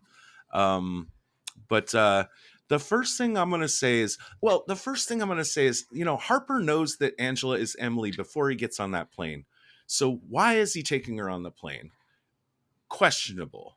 Very questionable. Wouldn't you agree? Mm-hmm. If he is going to take her on the plane. Now, I understand, and again, I don't want to just keep repeating myself. This is a story about personal drama more than it is about tradecraft.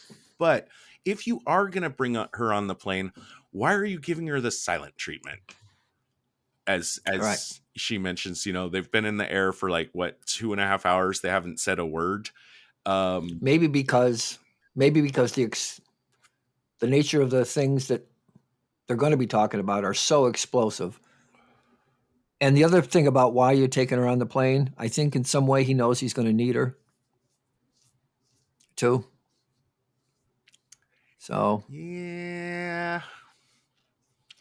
I think it's more just the writers wanted us to have this scene. yeah, And that could be. it's a great scene, but may I just say that a better spy, a more clear-minded spy, would have kept up appearances instead of, basically like, throwing kind of a, it's not a tantrum, but what is it? Like he's being emotional, very emotional. Okay, but maybe to play the devil's advocate, when they get Let's off hear that it. plane, they're going to be in literal behind enemy lines, and they're going to need each other. So maybe it's important to get all that shit out now, because they're going to need each other when they get in. Right. Okay. You know. Well, my devil's advocate to your devil's advocate is, I mean, because they should be, like you said, they are going to be behind enemy lines. Like, if this weird family drama wasn't happening behind the scenes, like they should be working fiercely on figuring out, sharing with each other contingency plans, and we're going to do this, and sharing information. They should be aggressively planning this thing. So the fact that he's not very clearly communicates to her that, things are not well. And that's maybe, I mean, my ultimate devil's advocate is maybe he's smart enough to know that she needs to be the one to start the conversation, and that he's willing to wait the couple hours. You know what I mean? Maybe. Yeah. So Yeah. Because how do you bring up something like that anyway, even if you wanted to? But once it's out, once the blood is in the water, what happens? Yeah. You mentioned, I see in your notes, you relate the impossibility of her situation, basically choosing between two fathers. She's got the father that she's not allowed to see, and is on the run, and she probably hasn't seen in well, I don't know how old she's supposed to be, but let's say a decade possibly. And the father figure of her cover identity of Angela. And just reading off your notes here, like that's an impossible situation. You're both a part of who I am. And Harper is a weirdly kind of a dick about this. When he says, like, let's just try to make it simple, like, take me to him, or how should I address you? Yeah, that was kind of flippant. Yeah, that was pretty flippant when you consider all the heavy shit that they just discussed. It makes for great and drama. She says it makes for great drama, but it undermines my appreciation of him as like a mastermind. Well, that goes back to the obituary again, because she says, what difference does it make? It's a name. And he comes back and says, a name is important because it's the flag we plant in the ground, which goes back to the vanity of he and Bo worried about their legacy and their obituary, right? Mm-hmm. There's that theme again. Yeah, for sure. And this is where I think it's really, like, where I really start getting the feeling like that's going to have to be the end of his character arc. That's the only satisfying path, is he's going to have to decide, fuck the obituary. I care more about what you think of me than about how history's going to judge me. And, pursuant to that, his grandson is going to grow up possibly without Harper around to be able to explain to his grandson, like, this stuff you heard about his granddad. But maybe if Angela understands, Angela will be there to tell his grandson. Plus, it was the Cold War. I mean, there was a lot of fucked up things that happened in the Cold War. Ends justifying the means kind of a thing. And yeah. I don't know. Do you think Kim Philby had kids? Yeah, but he's like the ultimate. I mean, you can't make stuff up, that story. I mean, that was John Le Carre, I mean, that story you just can't make up. Was incredible. So what turns out to have happened here is that Hamzad's brought them to, again, like, have Harper pick up the trail or something. I obviously, I mean, Hamzad's win condition is to get his hands on Chase. Harper's win condition is for nobody to get their hands on Chase, or he obviously might not even mind if Chase just died. But now, of course, that card is kind of taken away from him, because now if he kills Chase, he loses Angela.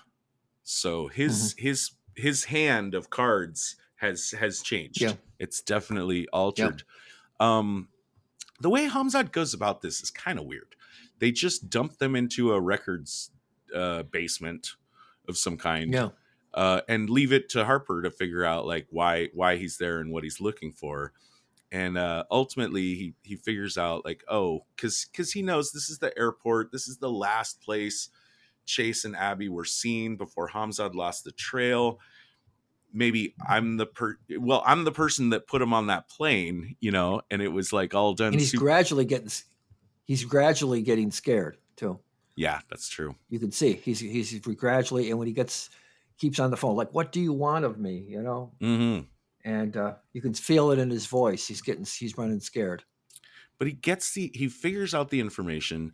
They want the flight and the two Manifest. seats, right? The two seats, like where were Chase and Abby, whatever their names were that they were using that day. Yeah. What seats were they in? And then they tell him like, okay, you're fucked. We're still gonna publish the dossier that tells the world all about the super crime that you committed, which again, we don't know what it was yet. Right. This is the part, like you said, like where, he's getting afraid, but Angela steps in and she says, yeah, you were in duped by your government. Yeah. Yeah. She tells the whole story. She figures the whole thing At first out. he says, what are you talking about? Mm-hmm. He goes, she said, this is basically going to be your story. Right. You were afraid, you were duped by your own government, blah, blah, blah. What's genius about this and makes it my number one best tradecraft of the story so far is that this story that Angela pitches him, it will work. It'll satisfy his win condition. But the only problem with her plan is that if Hamzad is still alive to tell his counter narrative, then it won't work. That's why she wants to kill Hamzad. That's her win condition, is for Hamzad to die so her dad can be safe. So by doing this, it's so delicious.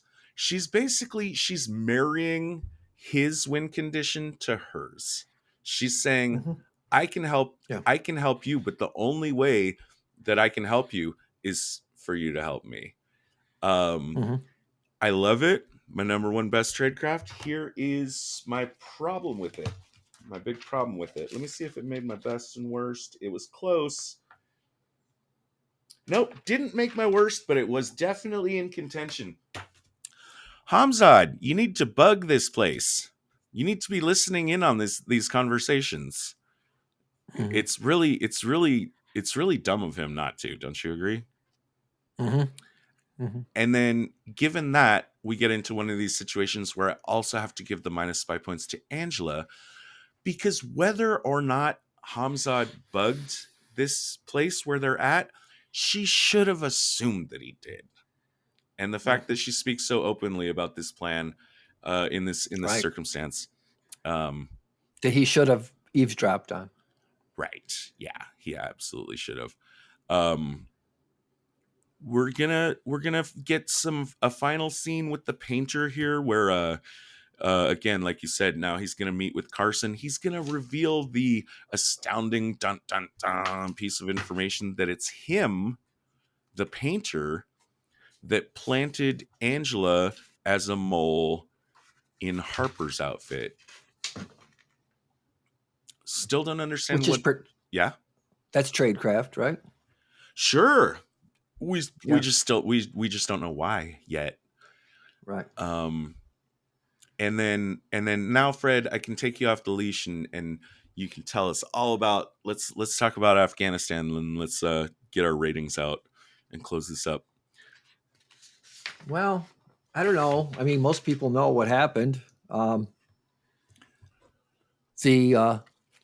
With like Charlie Wilson's War, there's a great opening scene in Tom Clancy's book, The Cardinal of the Kremlin, with a character. He's a Mujahideen, young character, known as the Archer, right? And he has the Arrow, which was this shoulder-held surface-to-air missile that he takes out the Hind helicopters with that were ravaging the Mujahideen up until this point.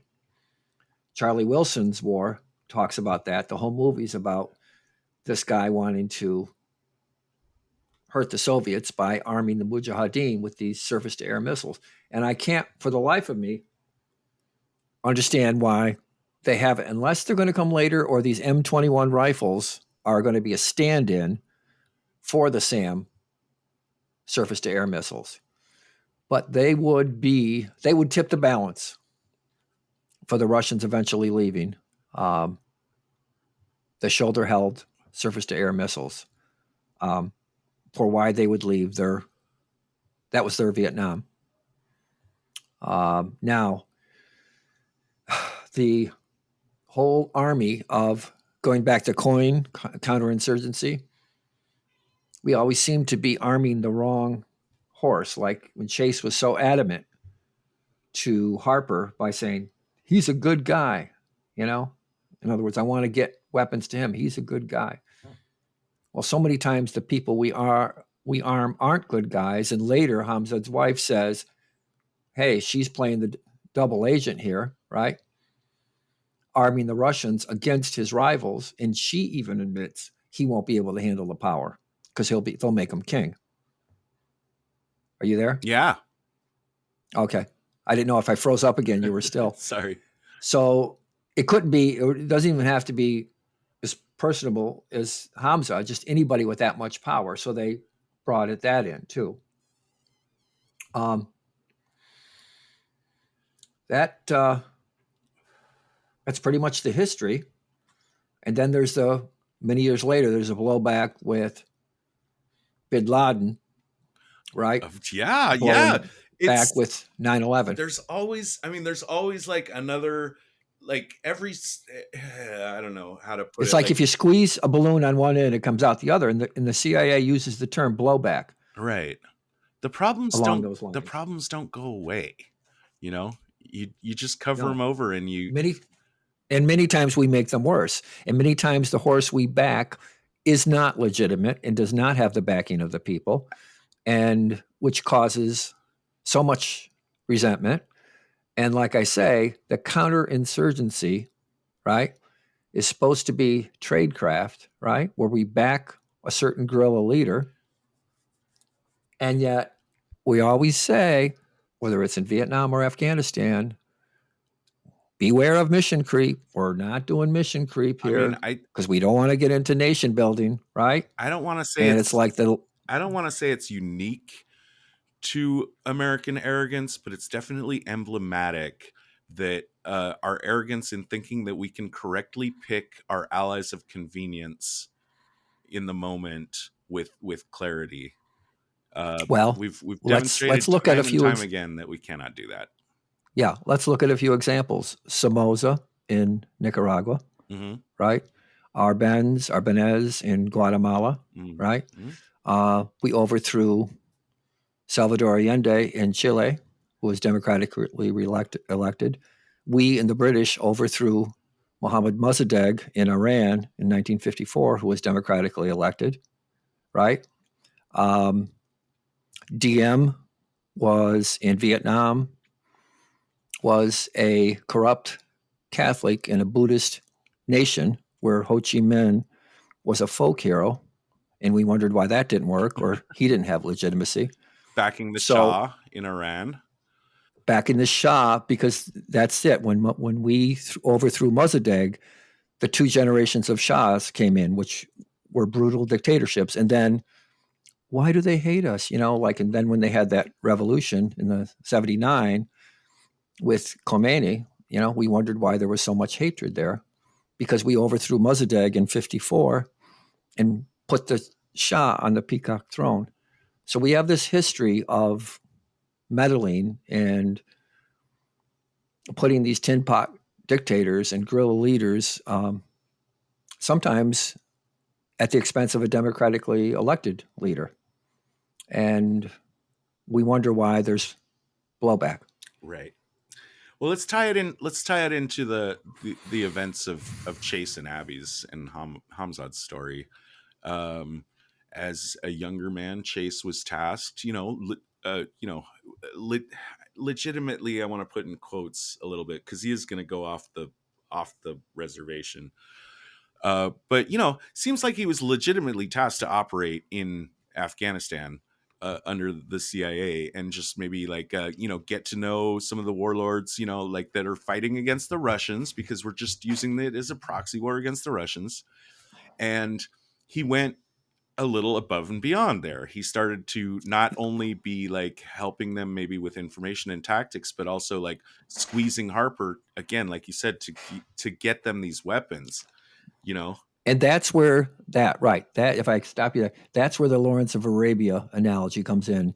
Boat even mentions that. He said, Chase wants to be Lawrence of Arabia and you wanted to be a cop, right?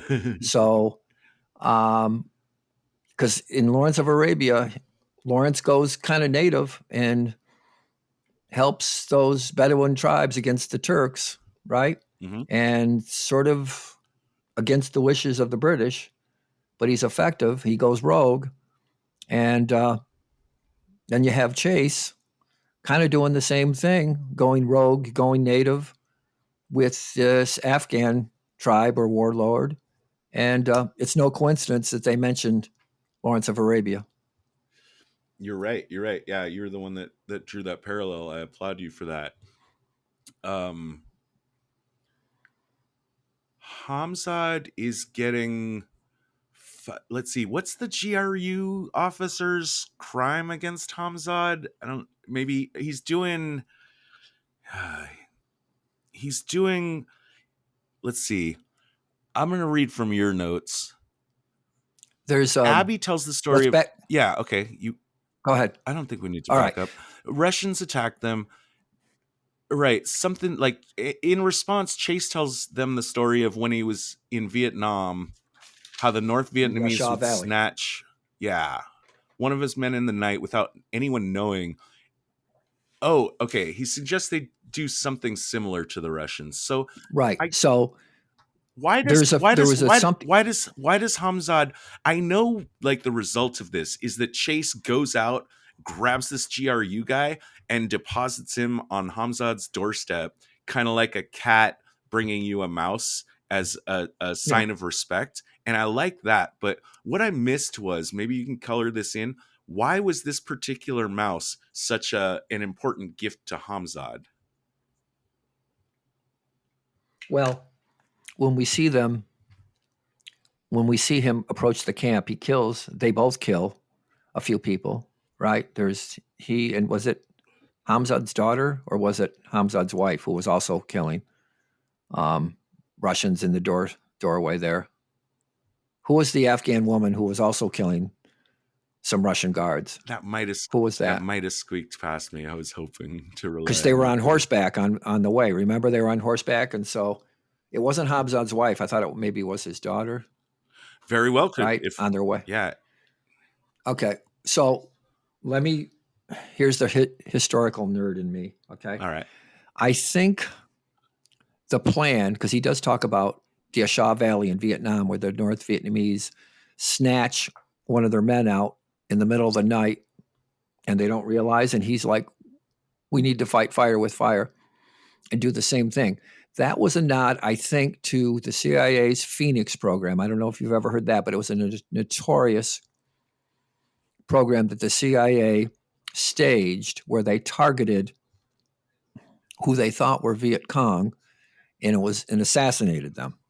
Okay, it was very controversial because what happened is they targeted a lot of the wrong people. It turned out a lot of the South Vietnamese would just give them names of people that they were in disputes and feuds with, and they'd end up on this assassin list. So anyway, the Phoenix program was a program kind of like what Chase is describing that they should do to fight fire with fire when he said that the North Vietnamese did that. And now he's saying the GRU. What's the GRU doing in here?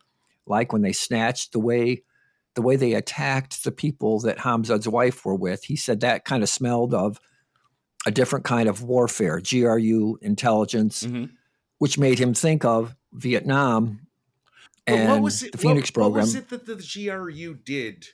That they were Army intelligence. That's Russian Army intelligence. That's him saying that I know who they are. That this is beyond. I know who they are, but what did they do? Do you remember? That's the only thing I really can't remember is what did they do that made Hamzad so mad at them, and that Chase said after Hamzad told Chase about it, whatever it was, that Chase was like, you know what? That's the fucking GRU. It was the wife that came back and told about the attack, wasn't it? When she came back in, she was telling him about the attack. The wife, you mean the Russians did. Do you mean Abby? Yeah. What was the attack? Wasn't that? What was the attack? She came in, remember, all sort of I don't remember. Tail between her leg and everything, because she had just suffered an attack by the Russians. Okay. Remember she came in the door? I don't remember. And that's when they had that discussion? I don't remember. That's what I'm asking about. All right. And the way from what I took, the way she described that attack, it sounded like they were like snatching people, kidnapping people.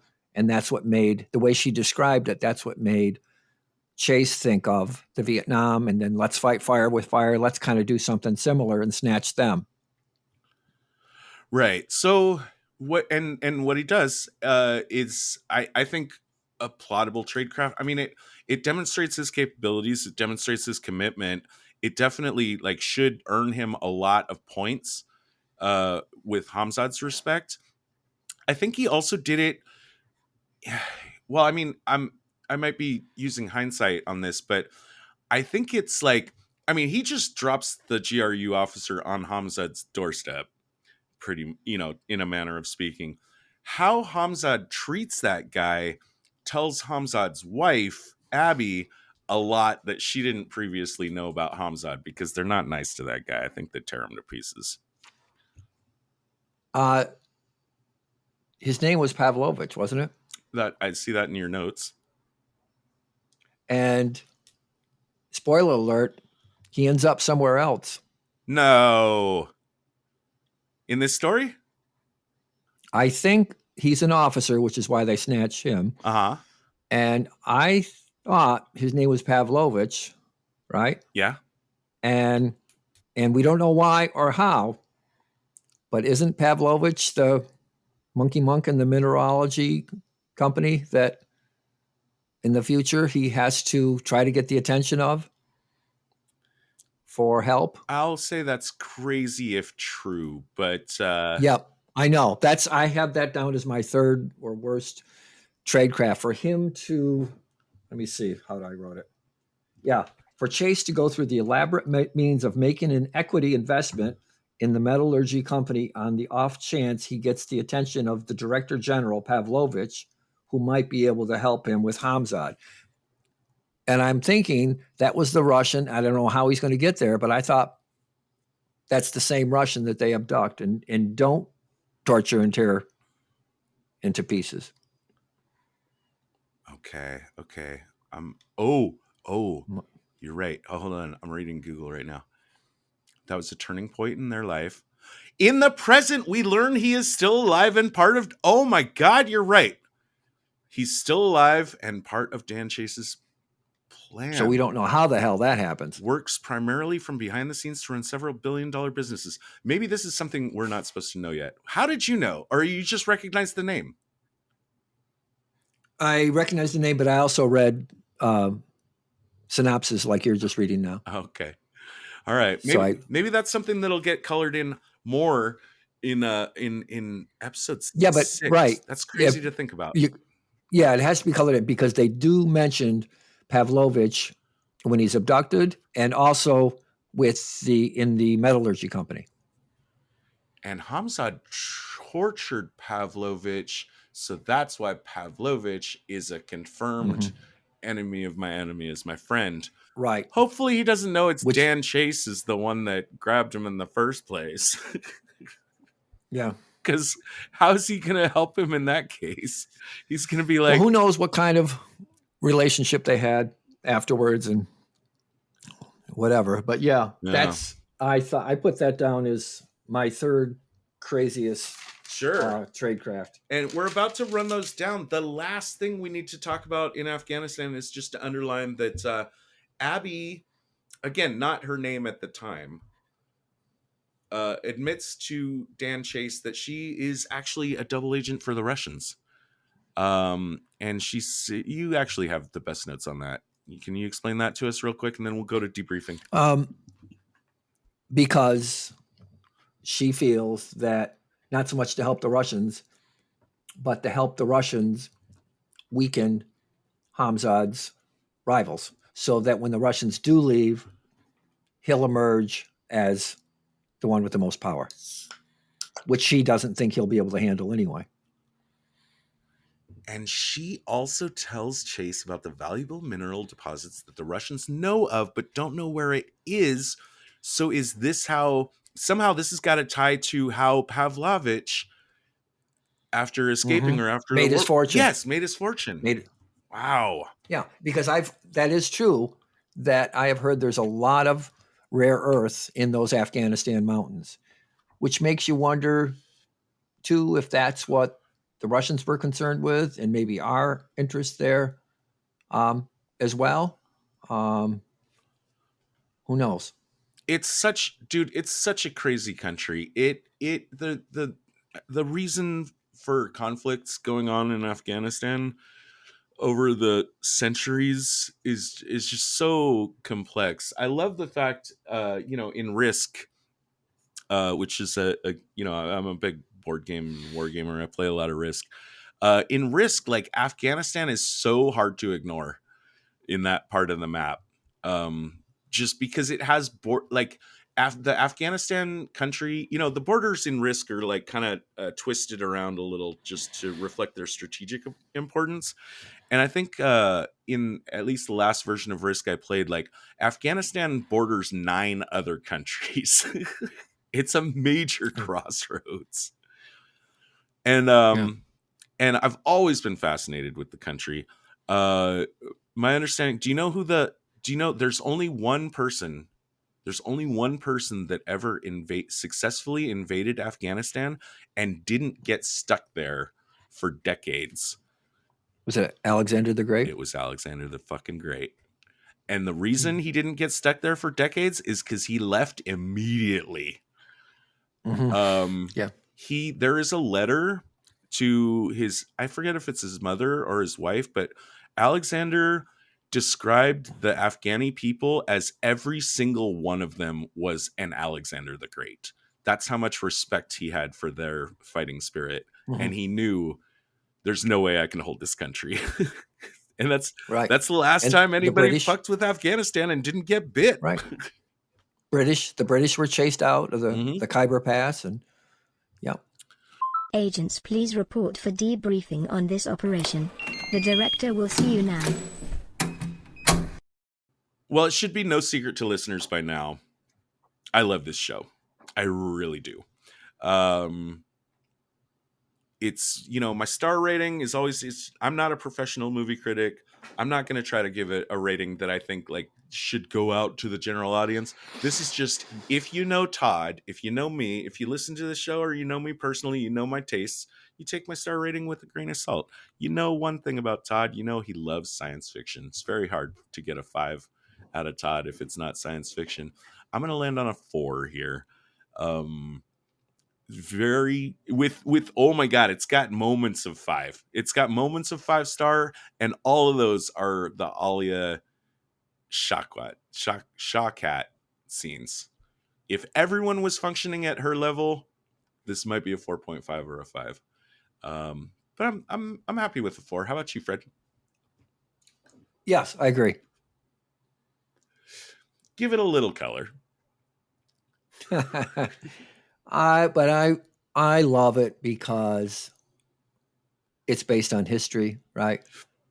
It's based on real-time intelligence And like I say, it's got everything from the psyops to the arms delivery to the propping up warlords to a lot of the historical mistakes we've made in the past.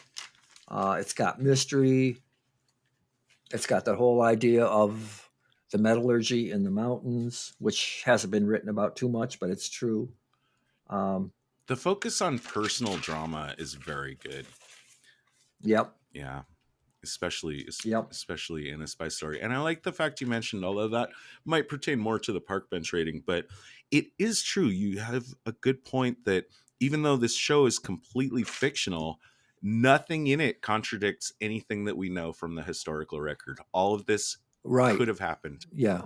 Except for a couple of things. I keep wondering if those M21 sniper rifles are a stand-in for the SAM missiles that would really tip the balance that we introduced.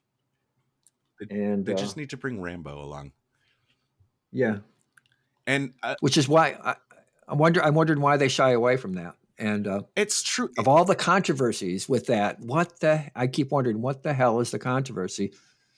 Unless it's more of a personal thing between Habzad and it's Lithgow. True. And I want to point out that, as much as you've been talking about the high-end helicopters, we haven't seen a single helicopter in any of the flashbacks. No, and maybe that just wasn't. That just wasn't in the budget. Well, they could have discussed it at least. Sure.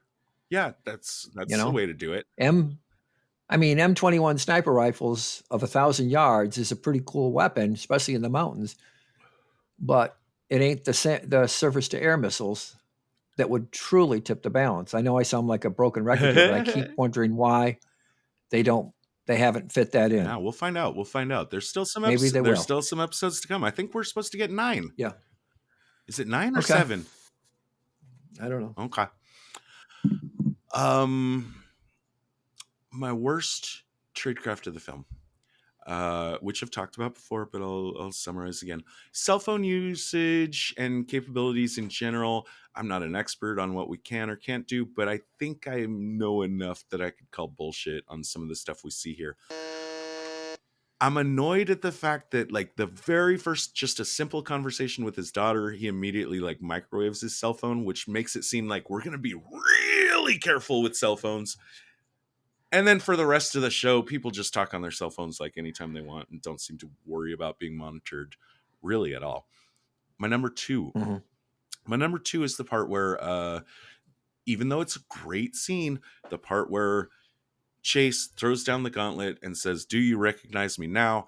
and lets his pursuers know that he knows that Harper is involved in the situation. There's a lot wrong with that. Number 1 worst tradecraft. Again, it's something that I wouldn't want them to change because it's very important to the story. But plot-wise, tradecraft-wise, bringing Zoe along is just horrible, bad decision. Mm-hmm. It's awful. How about you? You got some worst. No, I think I mentioned most of them. The big tradecraft is probably more of a realistic foreign policy. The whole idea of counterinsurgency and Chase saying this guy is a good guy, which is a mistake that we make over and over again. And in fact, the guys that we supported in the Northern Alliance weren't necessarily the good guys of the different sects. And they did not have the legitimacy or the following of the Afghan people. You had that as your number. You had that as your number 1 worst. I'm looking at your notes right now. I can remind you because I'm looking at them right now. Your number 3 worst had to do with the equity investment. Right. I thought that was a big leap for him to put so much on that and that was only to get his attention, right? Of Pavlovich to make that investment. So I thought that was just a big leap of faith. Now, maybe that was part of his desperation. I kind of, so that maybe just maybe he'd help. I kind of like that kind of thing. I like it in spy stories where like you can't call someone directly, but you can kind of send up a flare. You can do Okay. something Yeah. that creates a big enough blip on the radar that the right person will notice. Notice it. Yeah. Yeah. So Yep. I'll just but it's okay. We can we don't have Yeah. to be And again, mine a are hive mind more here. holistic. Yeah, mine are more sort of holistic, macro in nature. I keep conflating what the reality with this piece of fiction, Mhm. right? Sure. I keep looking at what really happened, and I just can't help myself with that. Your number 2 worst had to do with the Phoenix program. Yeah, that whole idea of snatching prisoners and killing them in the dark of night, which Chase Reel sort of relates to when he was in Vietnam in the Shaw program, Mm-hmm. and Now, how we should fight fire with fire and do something similar. it seems to because have worked out for him. Why do you think this is bad, tradecraft? I guess, and I probably shouldn't do this, but I'm also conflating what the Phoenix program was in real life, how they got a lot of the wrong people. They targeted a lot of the wrong people. They assassinated a lot of the wrong people. I see. And if in fact this was the warlord that we backed, he wasn't a good guy. I keep coming back to that. The people we backed weren't necessarily the most legitimate warlords representing the Afghan people, but that's just me. I'm a history nerd. So I'll help you out here just a little.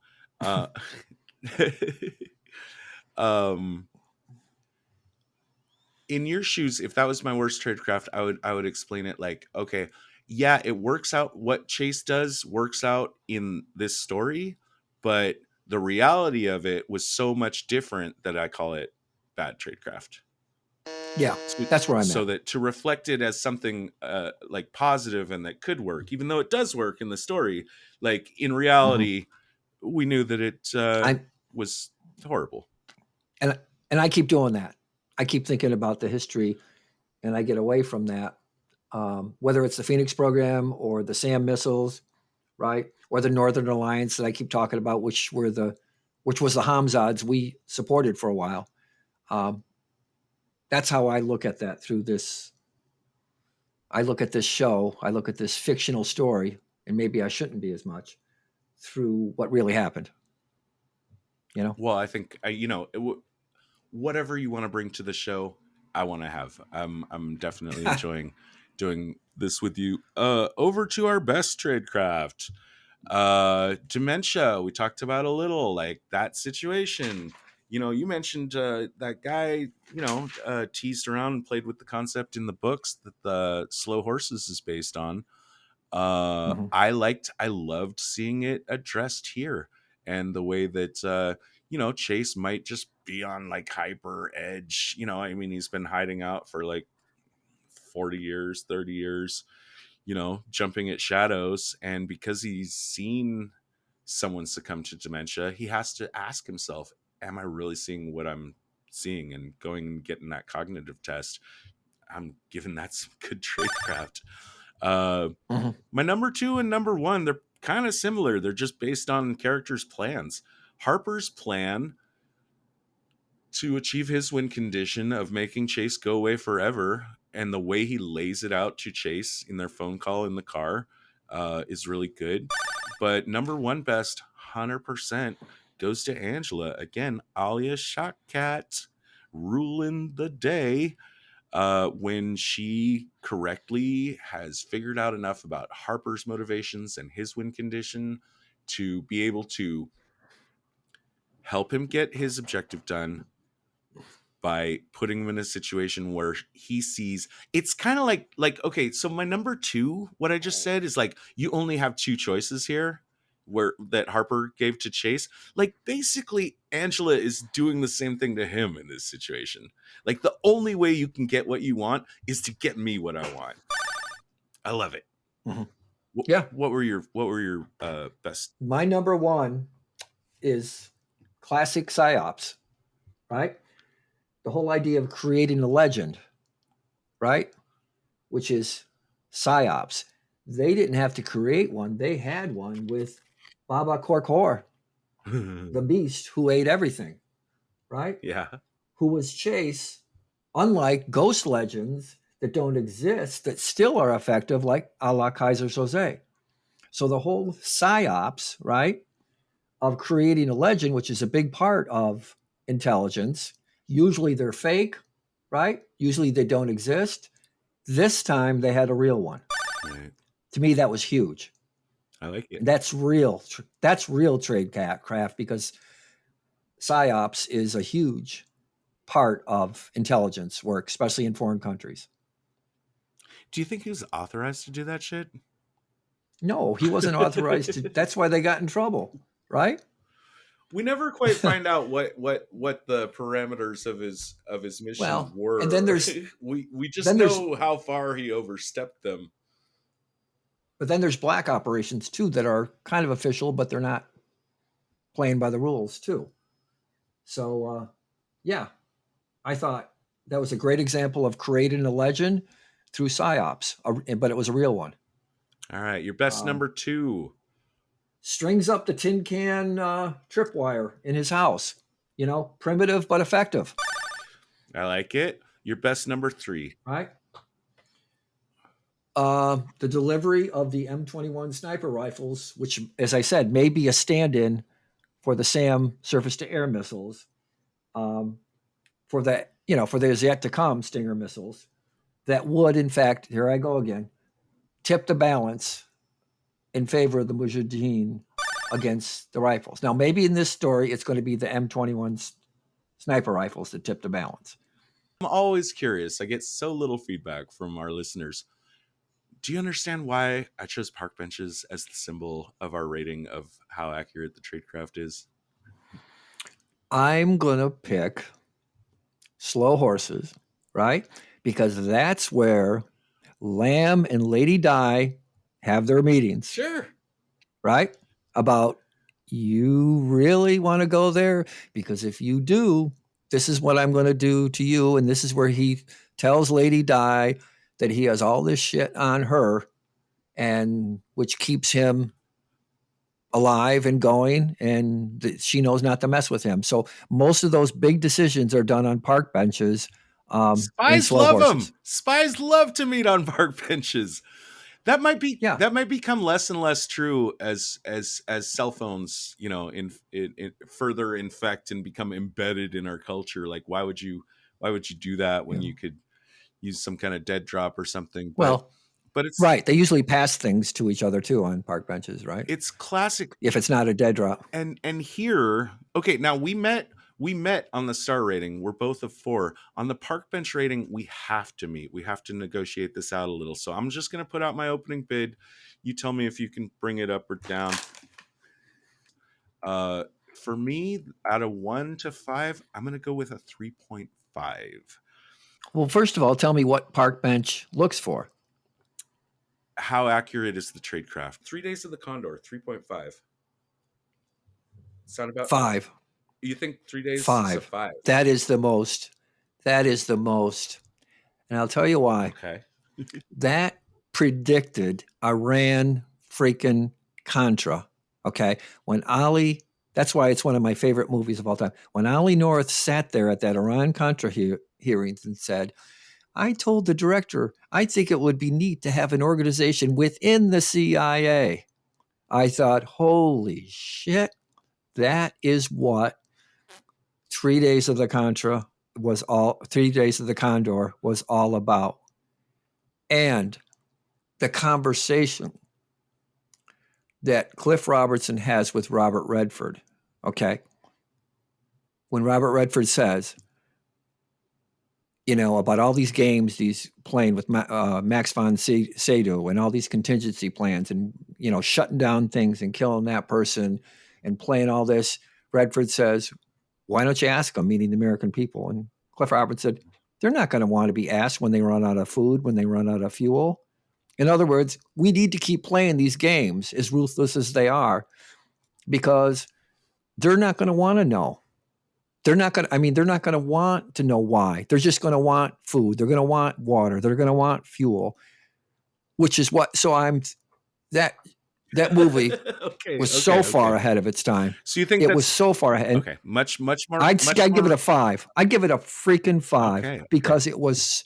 Not only was it well done spy-wise in the story, but it was prophetic with not only, I mean, decades later, the Iran-Contra would have, but also not that I buy it all because I'm more on Redford's side, but when Clifford Robertson said, the American people aren't going to want to care, they're just going to want those things, which basically rationalized the ruthlessness of those games they were playing.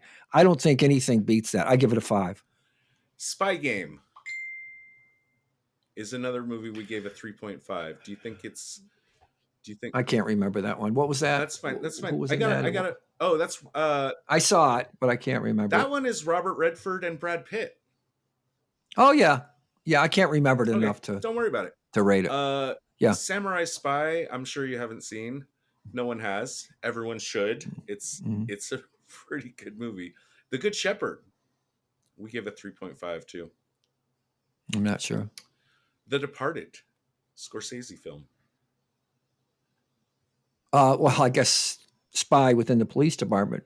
That's based on a Korean movie too. Did you know that? Oh yeah. Oh yeah. Oh, we watched it. It was good. The only thing about that is I love Scorsese, and the Academy ignored, and that was good. But they ignored so many of it. But realistic. Do you think for them to have kept that charade up for so long? No. I don't think the question I'm really asking you is The Old Man and The Departed. Do you think The Old Man is significantly more or less realistic than The Departed? I'm saying they're about the same in my estimation. Okay. Realism. All right. Just how long they kept the charade on both ends, I didn't think it was realistic. Okay. 2 more for you. Miss Sloane. I don't remember that one. You should see it. Jessica Chastain. It's a great movie. Oh yeah. Wait, I might have. Can't remember. That was another one with John Lithgow that we did. And the last one, Ronin. That was good. How about the torture? The torture report. We haven't we haven't done that one, and I haven't seen it. Haven't done that one. That again, that's realistic because that has to do with Abu Ghraib and extraordinary renditions, right? And all that shit that went on. The whole idea of extraordinary rendition when we couldn't torture them in our own country. We'd send them off to Egypt and other places. Yeah, I'm aware of the content, and it's on our list. Yeah. It's on our list, but now that we're doing monthly for at least for the foreseeable future, I don't know when we'll get to it. And I just saw the one about the women during World War II who were sent over into occupied France, spies, something. It was about all these women. Yeah. That was pretty good. Nice. No, I mean, I just think 3 Days of the Condor is in a category of its own. Not only the best spy movie I've ever seen, but one of the best movies I've ever seen. All right, clear. But I'm clearly high marks from Fred Kennedy for 3 Days of the Condor. And it was, to me, it was prophetic. It was prophetic when I looked at the Iran-Contra and so many other things that have happened. So yeah. All right. Well, that is an episode of Spies Like Us, Mr. Fred Kennedy. All right. Well, what did we come up with for the park bench for this one? Well, 3, 4. I'm with a 3.5. If you've made any argument, it's either that you think 3 Days of the Condor is so much more realistic than this that you think we should push this one down. But I don't know. That was just David and I's rating that we. I just think Condor's in a category all of its own. Okay. Because it's so good. All right. It's so freaking good. Let's not try to compare it with The Old Man. Yeah. But no, I like this. I don't know if 3, 4. To me, until we see where they're going with this, because the thing that keeps bugging me about the whole thing is, what's the controversial part of it? Unless it's something personal with Hamza and Chase, which of course part of it is. But what's the political, historical thing that we don't already know about? Right? So I would reserve a judgment until I see where they're going with it. And another of my arguments for keeping it up, you know, at the 3.5 level is the interactions between people related to their professional relationships with each other as spies feels so good. The Raymond Waters character feels so good. You know, Mhm. it's mostly that. It's mostly in the human interaction and interplay. And I don't think like that's something 3 Days of the Condor didn't have as much of to me. Okay. Yeah, I could see that. All right, let's call it good. The only thing is, the only weird thing about that was he was, as I said to you before, because he wasn't a professional, he wasn't predictable, which is why they couldn't catch him. Right? All right, Fred, there's one last favor I have to ask of you. It's a very simple one.